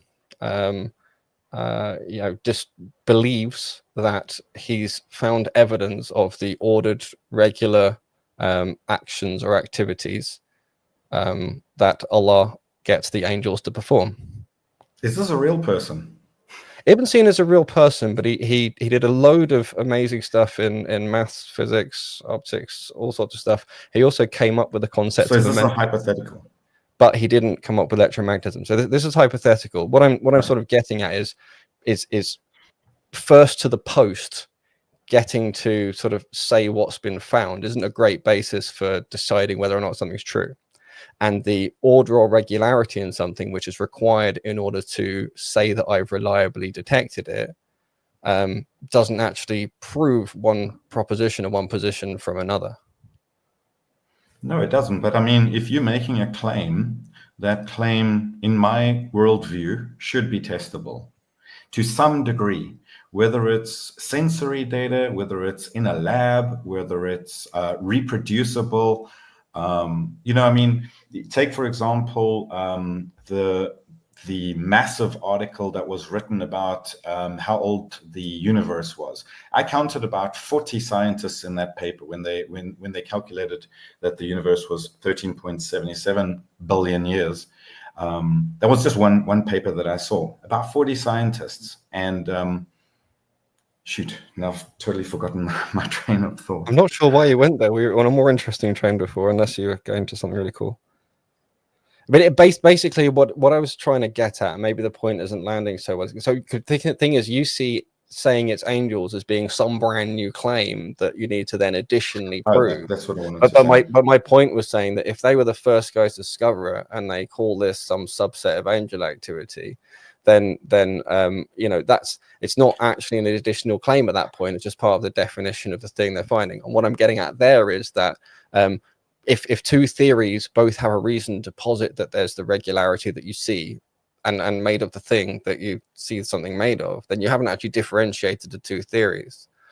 And the reason I was asking this was to say, like, and because this all comes from me asking you what's your status on virtual photons, because you're making the insistence virtual particles, or virtual particles, yeah, photons is just because we're talking about light, but yeah, virtual particles more generally, but let's say virtual photons specifically to simplify the discussion, because virtual photons, within and by definition of the theory of quantum electrodynamics, can never be measured. You cannot, even in principle, actually see and observe them, detect them. You only infer because it makes the maths work out in terms of balancing energy. So it's a thing that doesn't fit the criteria you gave, but that you have to accept to make quantum electrodynamics work. Sure. Okay. So I mean, they don't actually exist in reality. Sorry, I just wanted to well, hang on a minute. They don't exist in reality. But they're useful to explain certain phenomena. Is that what you're saying? Well, no, I mean, I said what I said, which in your head translates to don't exist in reality.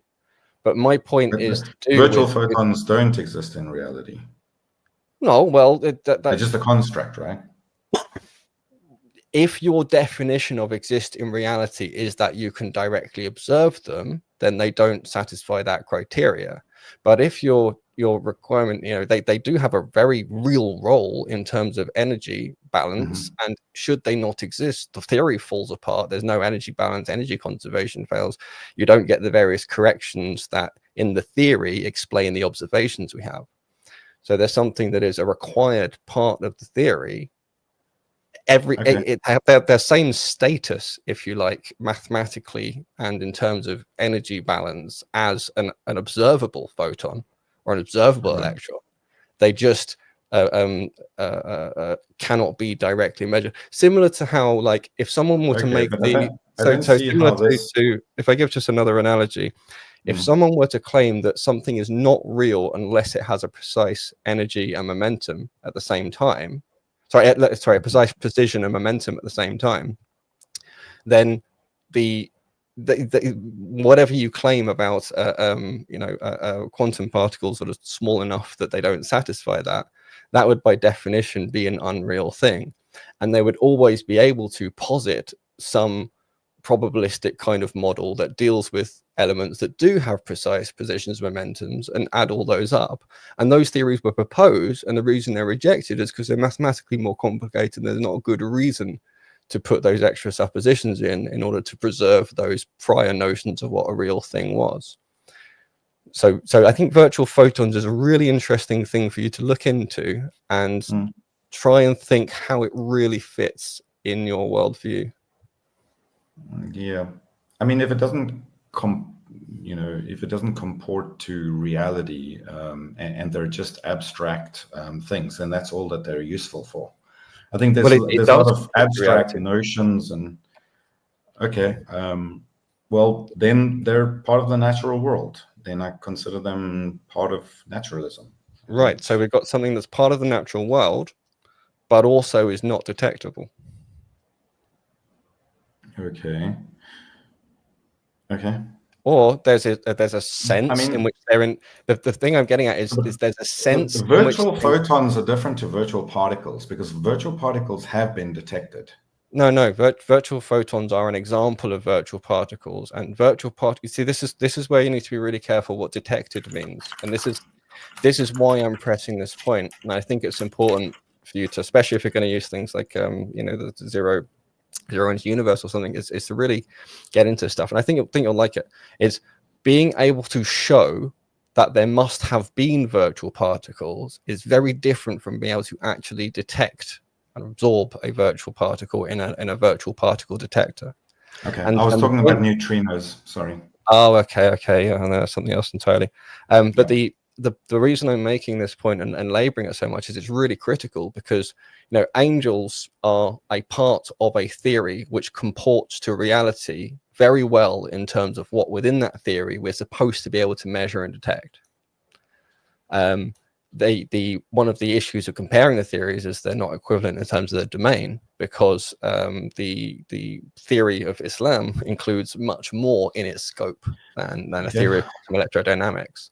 But the here's the big difference. While their effects are observable and measurable, like in the Kashmir effect, the virtual particles themselves are not particles in a physical sense. So we call them virtual particles, but we can actually observe them. The effects can be observed and measured. So there's a big difference here. So they're part of the natural world. They're observable and measurable. But the effects of my prayers can be observed and measured. But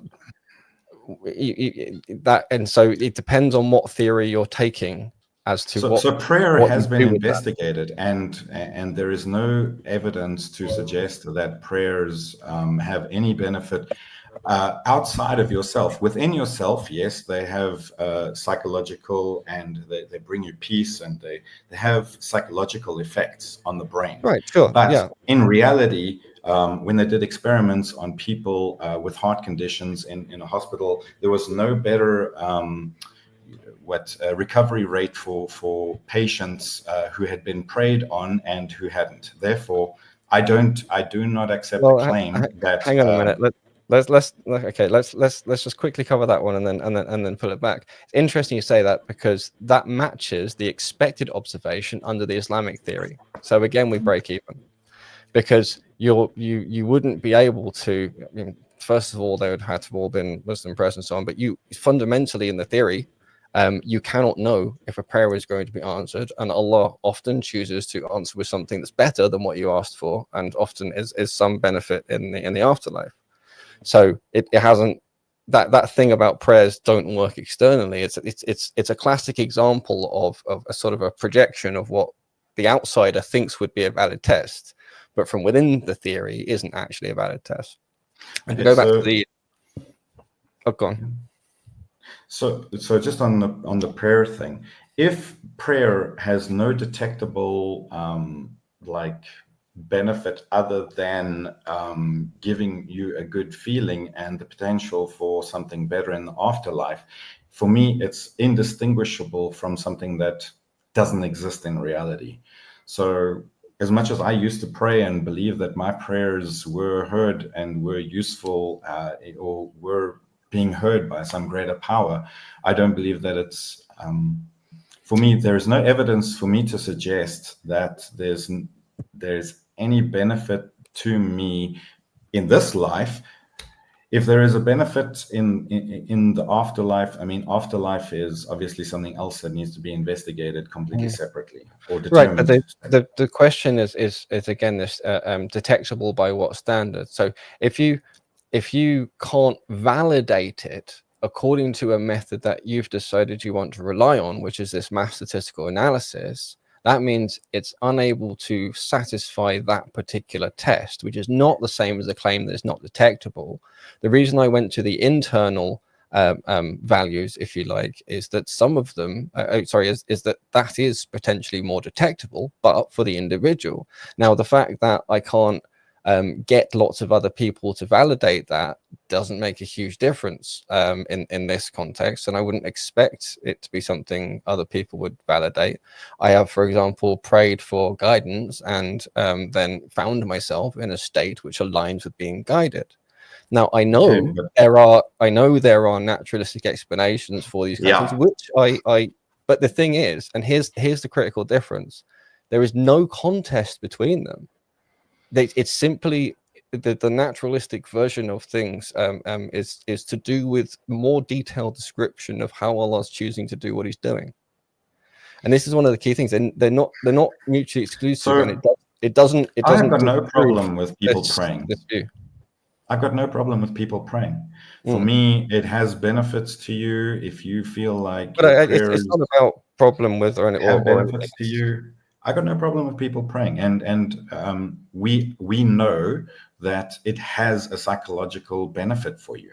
Okay, so we got no problem with prayer. It's where that leads to. It's all the additional extra baggage that you might that might be contained within that worldview. Yeah, but let's not go too far down the track, because bear in mind, I was raising this to address a specific point, which is around what counts as testable and how and what matters and so on. So, you know, what I'm sort of poking at there, if you like, is that you made a sort of almost assumption of testability, that the standard of what means something is testable, that it's statistically verifiable by a bunch of outside-ly or externally detectable criteria. And I'm saying, well, for me as a functional human being, that's a overly burdensome and not particularly useful or rational standard to apply in terms of this. And so I wouldn't agree that it's not testable. I would just say that it's got a different testability standard, and that makes sense within this framework. You know, the other thing I wanted to really clarify again is that this thing of like, well, there is a naturalistic explanation. I know that for a naturalist, that means therefore adding something on top doesn't make sense. But that's not how I see it. I just see it as being two different lenses on the same thing. And so it doesn't make any difference instead of adjusting my, my worldview in that sense. Okay. So maybe I can give you something a little bit more clear for me as a human being trying to navigate this world. I can't put every single little thing in a test tube or in a lab, or every single phenomenon, every single claim in the world, and run some experiments on them, right? But a couple of things that have been beneficial for me is trying to look outside of myself, putting my own assumptions aside and seeing myself from an outsider's perspective, okay, a neutral observer almost, okay? What would it look like to a neutral observer if I went down on my hands and knees and prayed? So what do I see when I see Muslims praying? I see devout people believing in something, bending down. They obviously contain beliefs. They've read their scriptures, and this is some part of their ritual to make them feel closer to God. Okay, and I don't really have a problem with that. But if I was doing that, I would be that person bowing down. Okay, but what is the external benefit? Like when I see Muslims praying, that's as far as I can take it. I don't see any extra benefit, like anything supernatural happening, or any supernatural event, other than what's happening in their brain and in their minds, and right. But this is also collectively. This is why the virtual particle example is so crucial, right? Because it's effectively saying, I don't see, you won't see the virtual particle, but you are seeing the effects of the virtual particle. You're just attributing those effects to one of my lenses and not the other. And you're saying, because you can view it through this lens, you don't see, there's no evidence of the other. Whereas, that would be like having an alternative to a theory that includes virtual particles and saying, well, because I don't need virtual particles, this is a better theory, even though it may have loads of other flaws you've yet to discover. So it's not really, it's a methodological problem. And the thing where you say, put my assumptions I don't see it as a problem. Well, because they're observed, and we can get into why it's a methodological problem later, hopefully. But one thing I really wanted to highlight is this thing of putting my own assumptions aside and being a neutral observer. Super dangerous language, because so far you haven't really been able to, in the terms of you have a foundation and you've been able to be clear about what it is, but I've not seen you yet be able to take portions of your foundation out and approach the explanation as if that foundation wasn't there, or approach your methodology or way of believing as if they weren't there, which is kind of a good thing in a way, and that it shows that you're not want to hypocrisy. A lot of people, they say they believe this and they'll throw it away at the first sign of of trouble. But so, it's just really important to recognize that it's not a genuine neutral observer. I just want to add one thing. So I have about half an hour more, and then I need to be on the road again. So Okay. we've got about half an hour. We do have Gems in the back. He's got a question, so we probably, if we can leave about 10 minutes or so for that to be responded, and then let's finish up our discussion there. I know with naturalists, this discussion is not going to end today. Yeah. Keep trying to knock our theories. I think let's give it give it 5 minutes. I'm amazed I didn't even get through past the first section of my presentation. Which I'd spent quite, I wish you had, because then I could take all of the notes. Well, yeah, I mean, I can set you, emails cogent.faith@pm.me, pm.me, cool. and I can just send you the whole thing. You can work through it. Yeah. Because actually, Yeah, part of it was to do with this. How do you apply the same standards? How do you evaluate your theories? What is your explanatory depth, and so on and so forth. And this is kind of, and I think I kind of wanted to wrap it up here, unless it's something you're burning to say, which was that there is this question of, how do I evaluate the foundations I'm using to evaluate the situation? And that's really this question I'm trying to sort of get at, because it's perfectly possible to take many different positions, or foundational positions, and keep going through a whole lifetime and keep that fitting everything, and then go into a grave and game over. And there's uncountable, perhaps, but certainly very, very many different ways of doing that. And so you're either sort of stuck where you are, and you're sort of this is where I am, and I'm just sort of living like this, or you're in a position where you're evaluating that foundation to see if there's a better foundation. And this is really the crux of sort of what the second part of the presentation was about, was when I ended up being confronted not just about what I believed based on my foundation, but I had to start questioning the very foundation itself, the metaphysics, the epistemology. What was a reasonable, best way to try and assess frameworks, to assess whether or not my concept of what counted as true was too limiting and excluded many things that are actually true from ever being proved to me, for example. So this is kind of what I'm getting at, and I really think virtual photons and getting a really clear idea of where they sit in the theory, not just a popular science version, but get a good grasp on it, would help us have the discussions, because they're a really good archetype. And the thing is, I really don't see a problem. I love your example. Okay, they're not detectable, but the point is they have observational evidence for them, right?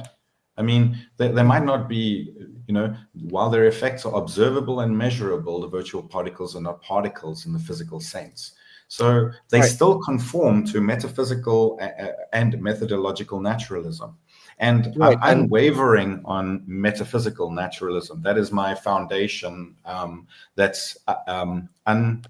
I'm not saying they don't conform. I'm not raising them as Mm-hmm. I'm not saying they don't conform or can't be made to conform. What I'm saying is that if you take that view of them, then that does undermine the position you're applying vis-a-vis prayer, if you're understanding prayer the way I understand it and I'm trying to communicate it.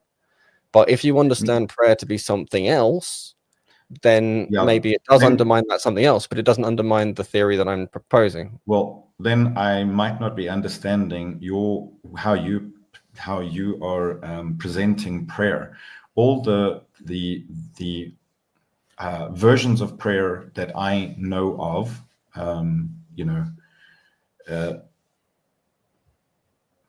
part of prayer conforms to metaphysical naturalism in the sense that when we do test and see the effects of prayer, there is a sense of peace, there is a physical change in the person. But outside of that, it's a devoid of any other effects. Well, so that's a very strong claim to make based on some statistical data, which itself is a very flawed test in so many number of ways. I would say that's a very difficult claim to sustain. Well, with you'd evidence. have to maybe make some exact claims about prayer for me to evaluate that specific situation, and we shouldn't be speaking about general terms, because maybe we need some concrete examples of where prayer does not meet, doesn't meet the metaphysical. It wouldn't be a case of There is some concrete facts or something. examples. It would be a case of specifically understanding the concept of prayer and prayers being answered in Islam. Because if you understood that concept, you wouldn't have been picking up that particular study and using it as evidence at all. But also, you wouldn't have been making the strong claim that you made regarding there being no evidence of the effectiveness of prayer. And it's also important to note that the benefits could be beyond just the psychological, but you take the position that's not possible based on your priors, not actually based on observational evidence. I have not been presented with evidence that refutes my position. That's fine, but it's and so this is an example of where you would get to the position of looking at your foundations for accessing and checking knowledge and see whether or not it's appropriate, used, and applied, and whether or not it's able to cope with this scope or not. Because it may be that you've adopted a foundation that, in principle, is not able to cope with certain phenomena. It's been the case before. People have lived and died on all sorts of things. I understand that, but I don't see the point at which my epistemology and my metaphysical naturalism is being challenged by prayer. I don't see it. I'm not making the claim. I'm not making that claim, and so I have no reason to question my underlying metaphysical naturalism. But if you only question your underlying metaphysical naturalism when it's being challenged, that's in itself a methodological issue from my perspective. So for me, I have found. Well, that's something I think we. Sure. Go on, just quickly though. I'll just say quickly that for me, it has been the best way that I can perceive what is happening around me, reality. Okay. Yeah, the same was true for me. Yeah. Up until I studied physics, and then can I just add something here? Because I think we're sort of getting in a loop now. Sure. I just need to go to the. Hopefully it's not a loop. That was supposed to be a plug for now, and then we'll consider those things. We'll try and come back to this. So what we're trying to get to, gotta give me 5 minutes. Essentially, in these, what will it take? What would make you realize if there is a better solution out there, or if you already come to the best solution that is possible, essentially?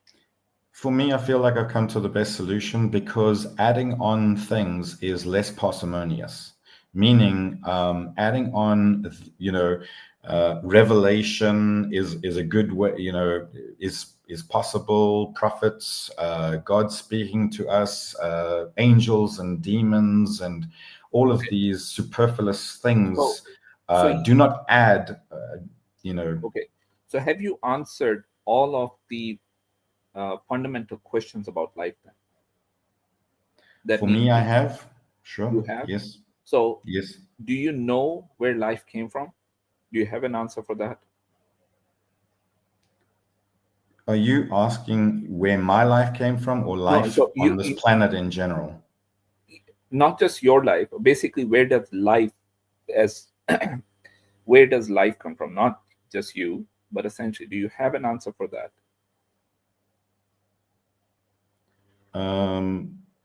Life on this planet, from what I understand, came from non-life, which is abiogenesis, and then evolved. Do you have any proof of abiogenesis, or is that based on something? Because in your view, you would require evidence to basically believe in something, correct? So okay, so here's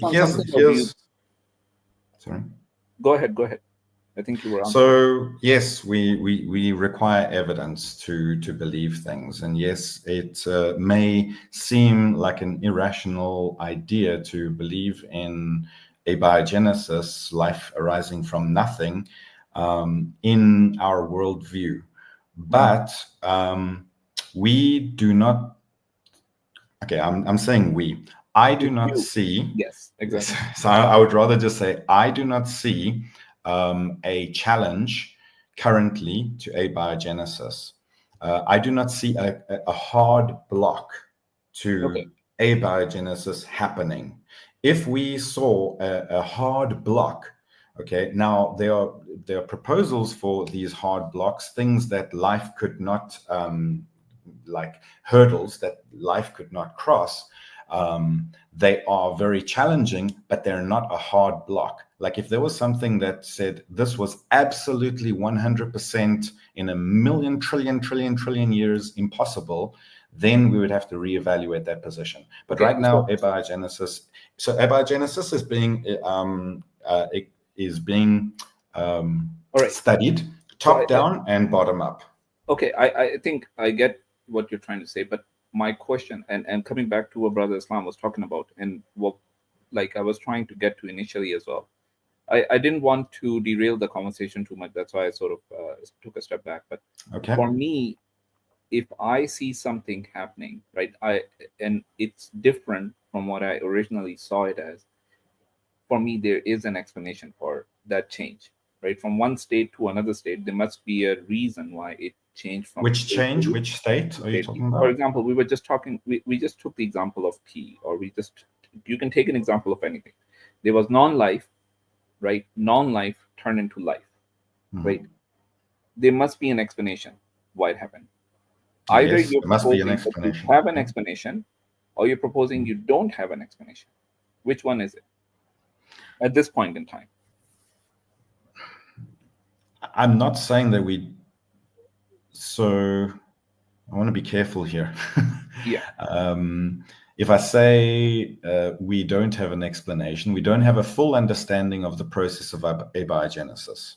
When you say you don't have a full understanding, do you mean you have an understanding of 80%, 90%? Where do you stand? I'm not exactly sure. So abiogenesis is being studied from bottom up, which means that's fine. That's their study, but I want to know where you stand, right? And you're not the one doing the study. I'm agnostic in terms of abiogenesis. It's not my field of study. I rely on so you rely on testimonial evidence, right? You rely on testimony from. Well, I want to be very careful about what you mean by testimony. Testimony means that someone other than you have done all the work. They've looked at the scientific evidence and everything else. You're basically taking their claim that they have done this work. They did these steps to arrive at the results that they were expecting, and they put their conclusion in a format which you either accept or reject. Okay, I would say that the field of abiogenesis and life arising from nothing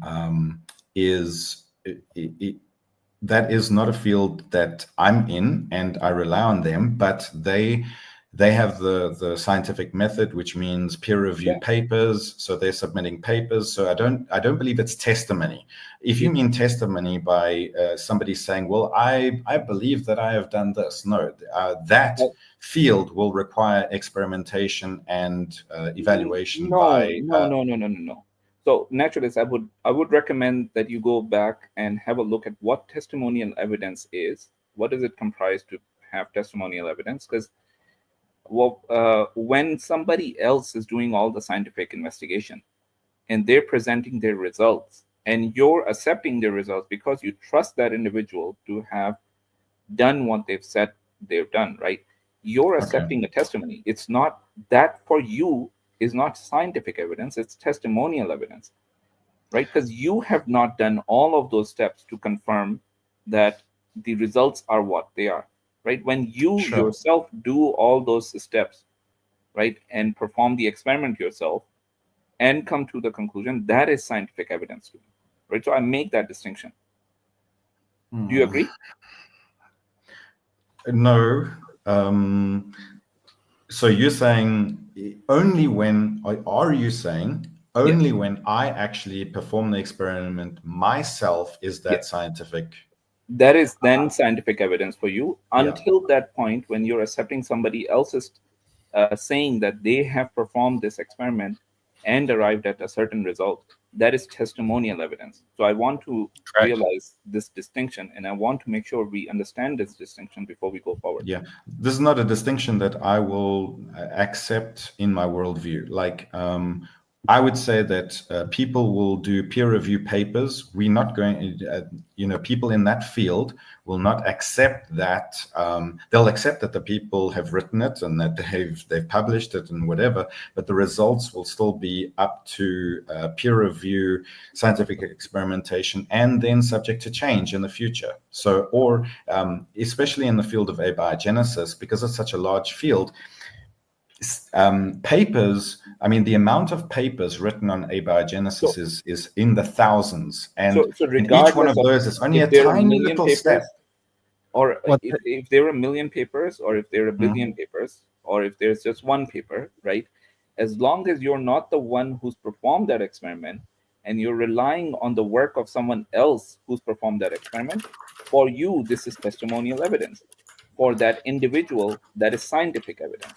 Yeah, the point is a very deep one and a very important one, and because especially if you were to use the Arabic language to describe the situation, the same word that's used for faith in God would be used to say that you're putting faith in those experts or that group of experts. Now, you may think that's a more reasonable thing to do, and you may have justifications for that, but it's still different from first-person empirical data. There's and it technically counts as the argument from authority. And so the issue here is that sometimes people can accidentally slip into arguing as if they had seen the evidence themselves, when in fact they have a report that the evidence has been seen. And in Islam, it's particularly important to hold that distinction and make it clear to yourself. Okay, if that's the definition that you want to go by, that testimonial evidence is, even if it's peer review, even if it's a paper that's being written, if I haven't actually done the experiment myself, then I accept that that is a term used to describe testimonial you evidence. Can come up with another word if you like, that sort of differentiates the testimony of one person from the testimony of some given group.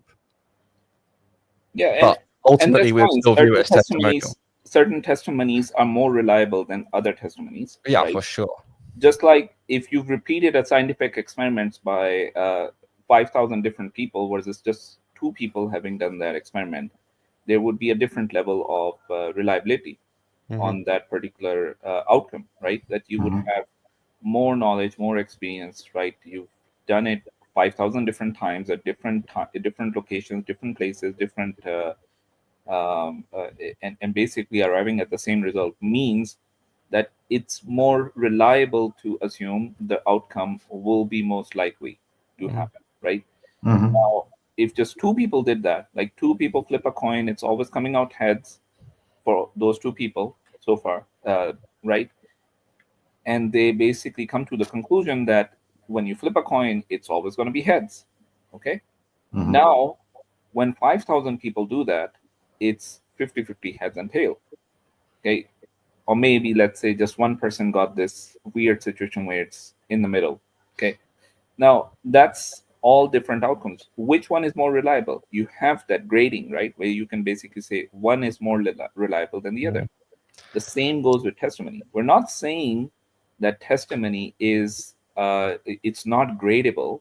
We're just pointing out to you that this is a very common misconception that a lot of people have when they take work done by someone else, a scientific claim made by someone else, and the evidence that that individual has provided, that individual has reviewed, and the conclusions that individual has come to, as basically them having done that same thing without having done it, and claiming that they have scientific evidence of something. when it's Yeah, on well, you got to be careful there, because that would count as scientific evidence, because the scientific method includes allowing group testimony.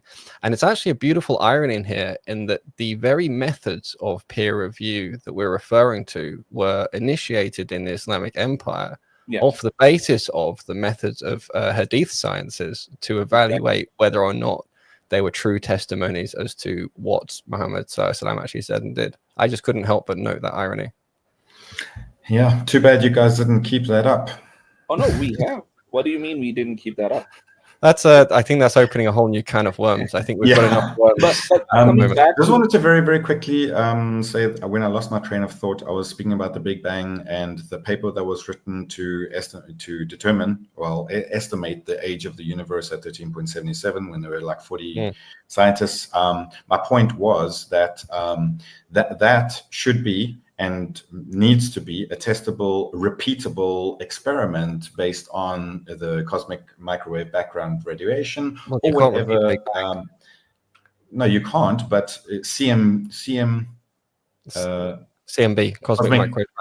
cosmic microwave background radiation is there always. So it's always there. So if they're doing an experiment on the CMB or whatever, they can. That's testable and repeatable. So the evidence that we have that for the Big Bang, for example, cosmic microwave background radiation, they can redo that. Have you? So quick, can I give a quick answer just before? We've got to close it off. I just wanted to note that in my presentation before, I said that I was skeptical of the Big Bang to a certain degree, and I think that I still maintain that skepticism, and it's very interesting to me to examine yours versus mine levels of belief in what the current accepted picture is and why. I've studied cosmology, I've done the maths and all this kind of stuff. I know the stuff about quantum field theory, general relativity, all this kind of stuff, but you're more sure of certain things about it. I know that I have the various different arguments that give me the ability to hold this skeptical view, and it'd be very interesting to think, well, how would we progress? Is it just a battle of credibility, in which case it becomes this argument from authority or faith-based, or is there another methodology? But I didn't want to.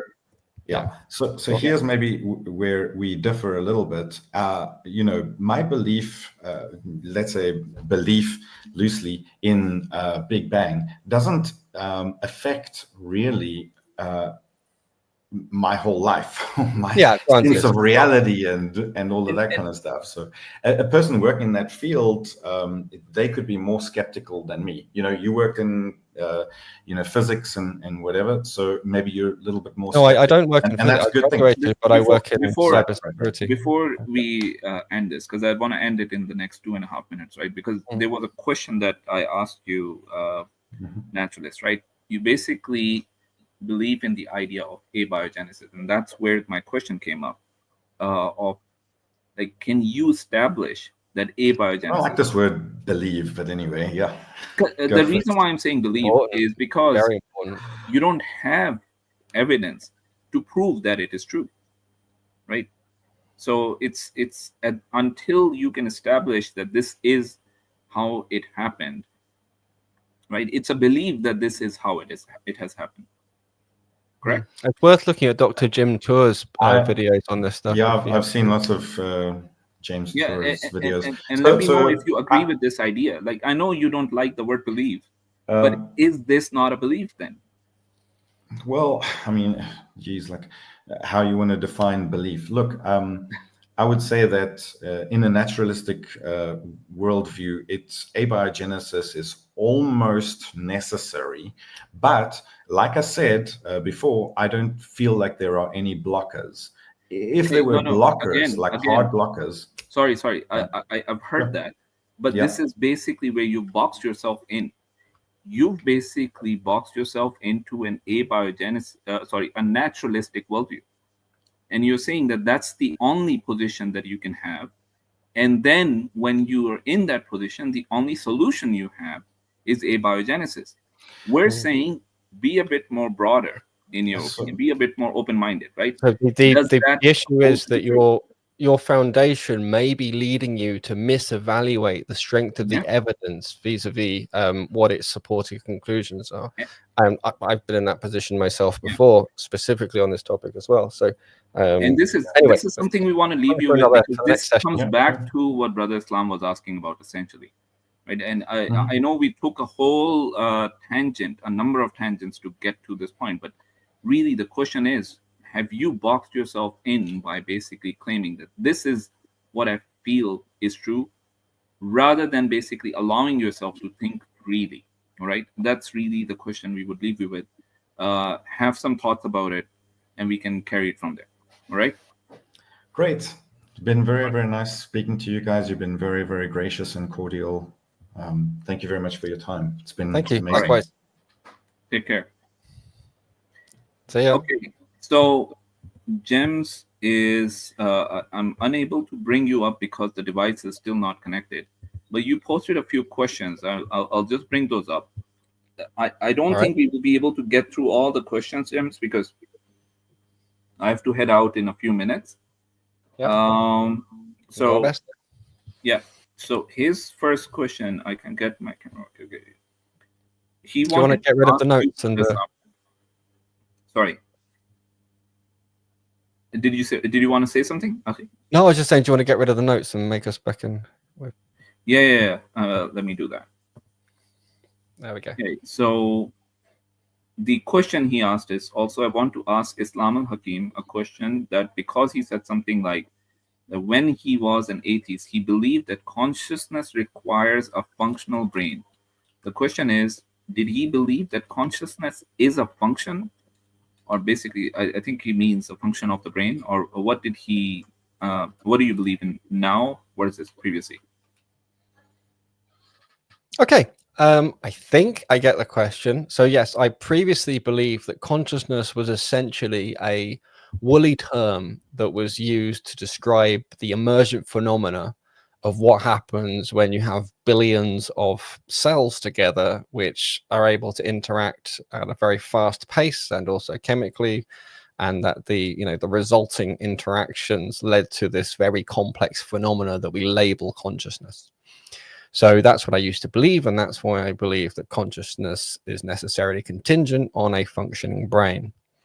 What I believe now is that consciousness is still a very woolly term that is very poorly defined, and I'm not sure it's generally a particularly good term to use when you're talking about specific or important issues in analytical philosophy. I think it's more like an interesting area to study, and maybe one day we'll have a specific definition of it.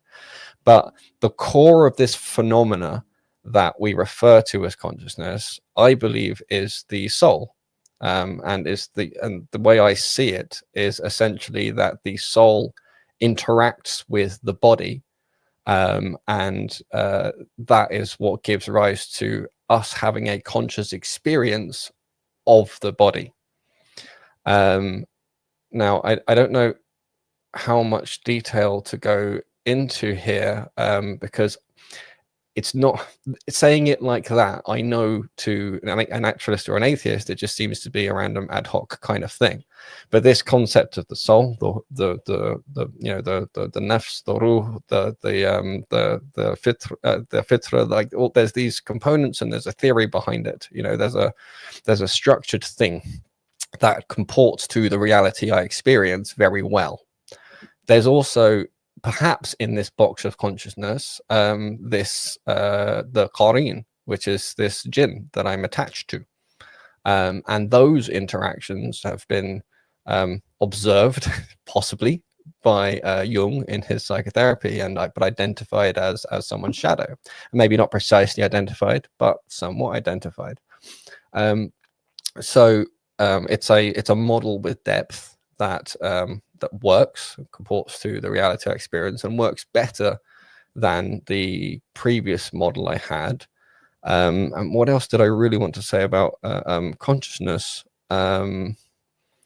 requires a functioning brain, doesn't require. What else is the difference in my beliefs? So I think slipped my mind. I think that answers the question broadly enough. I kind of wanted to almost put a pin in that and do a whole separate stream on the phenomenon of. Oh yeah, no, I remember what it was. There is essentially, if you look at sort of the information theory and the thermodynamics of the brain and the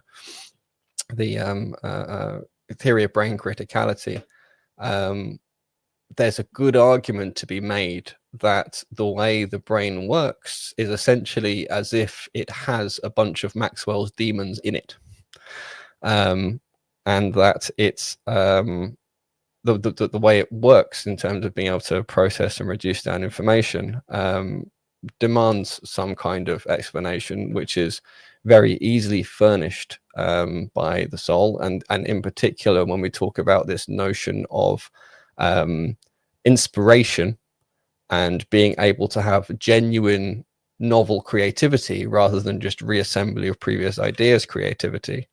And this is a topic that relates to AI and, you know, how quote unquote conscious an AI could be, and whether or not it is able to do more than just reassemble previously made fragments of thought.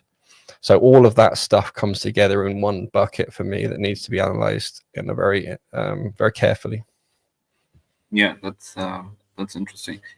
I mean, consciousness is a huge topic. It's not easy to give it justice in the few minutes that we have. I feel a lot of it goes more under philosophy than philosophy.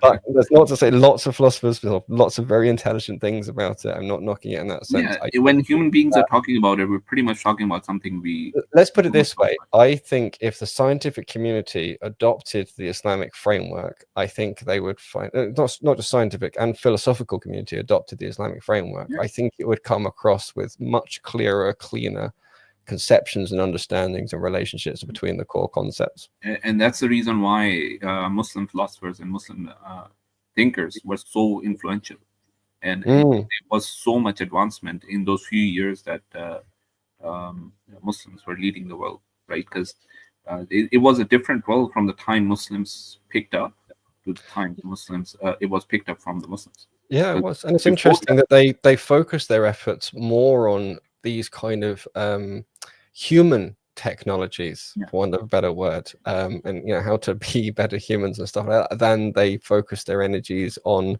you know, material domination. Because yes, exactly. And another thing that in Islam, science is actually a means of understanding how Allah created this world. So we have a purpose behind doing science, which is also a form of worship. Like for a Muslim philosopher or Muslim scientist, just doing science or just doing philosophy can be a form of worship. It can be, but here's what's really interesting and really important: is to be a form of worship, it has to be for the sake of Allah. Exactly. To be for the sake of Allah, it has to be something that Allah loves, which means you can't do it if your aim is to create some external tool to allow you to evade doing some internal work. You can't do it if your intent is just to gain more power and control over the material world and it be for the sake of Allah. And I think this speaks to why the Muslim world focused on the kind of things it did when it had its sort of you know, precipice or its apex, and you know, why it came up with things like the madrasa, which is a combined you know, mental health, physical health, and you know, spiritual place of prayer and education center, and for them it's natural to have that all in one.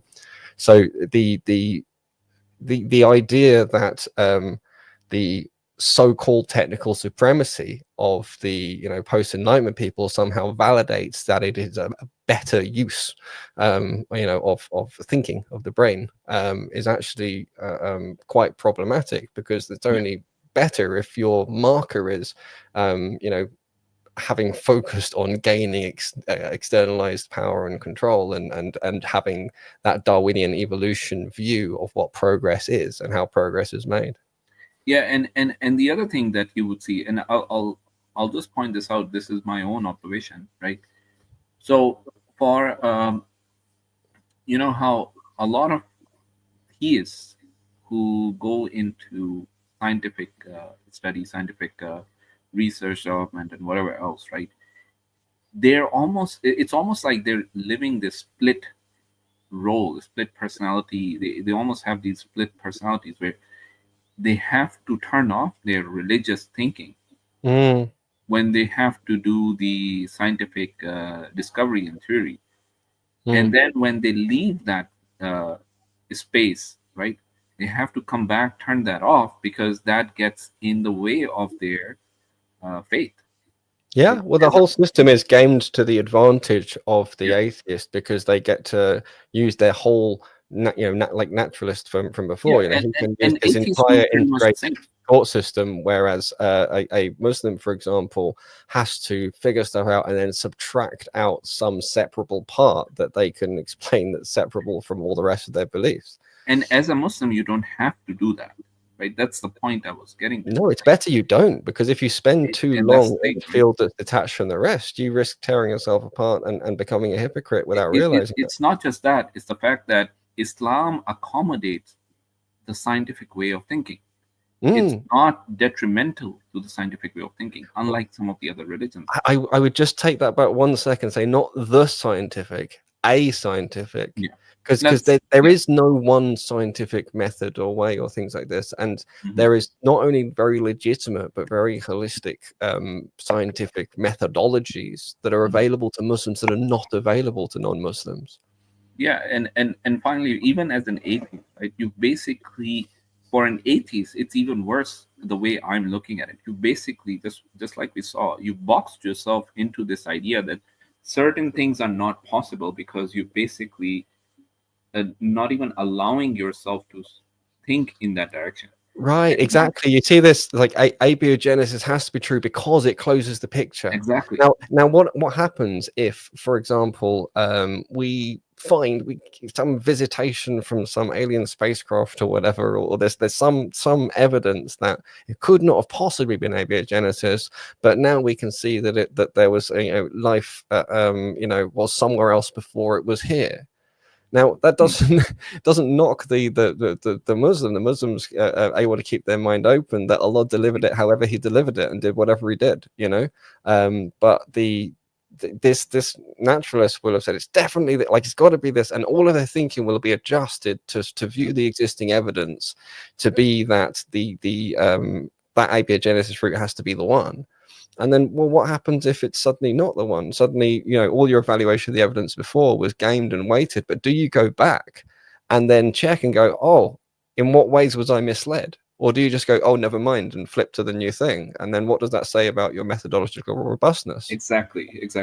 And that was the point that we were trying to drive in. I think that was the intent behind the question that you asked him. One of many. I'm going to try and find some time, inshallah, to think about how best to approach this particular point. So this was a good question, but I think the way we're putting it forward, we need to think about how we're going to do that. Yeah, it's but having said that, how to frame it. Brother Sam, I do have to go. People are waiting for me, so I just let's wrap up. How was the stream so far? Any thoughts so far? Any ideas on how this is going to be going forward? Alhamdulillah, yeah, I think it was fine. I think there's one particular individual that was a little bit not worth having them on, but I think that was before you were here. And no, I saw him. But other than that, I think it was a wide variety of different views and types of engagement. It was the right kind of conversation that I think is appropriate for the stream, and I hope we have many more of them. I would like, please, anyone watching to give feedback, in the comment section after it's gone live, or cogent.faith@pm.me, and just let me know, what you'd like to see more of, less of. If it was too technical, just comment on the stream. That's the best way. We'll communicate the comment. Yeah, but the live ones disappear though, so it's got to be after. Yes, exactly. So that would allow the YouTube algorithm to work in our favor as well. We really would appreciate that from our viewers. Yeah. Right. And so let's wrap up. So in the so end, please do drop in the comments. As if you've already commented in the live, you'll have to comment again after the live, just so I can actually see them, and then try and incorporate them into the next streams. Yeah. Okay, and what will the schedule be like? So we're going to let you guys know how this stream is going to go forward. We'll keep you guys updated. Our next stream is on Friday, so please join us for that. You will see the link go up pretty soon, and we'll try and see what works best for the brothers, what works best for the team as a whole, and whether we do this stream once, twice a week, if we do this at this time, at a different time, we'll keep you guys in the loop. So bear with us. Now, in the end, I would just say that anything that was true, that was right, that is from Allah. Anything that we might have gotten wrong, that is our own mistake. That's our own shortcoming. Right? Allah is perfect. We are not. And keep your brothers and sisters across the world in your prayers. It's not yet the end for us. We need to remember these brothers and sisters who are going through these trouble. We should not forget.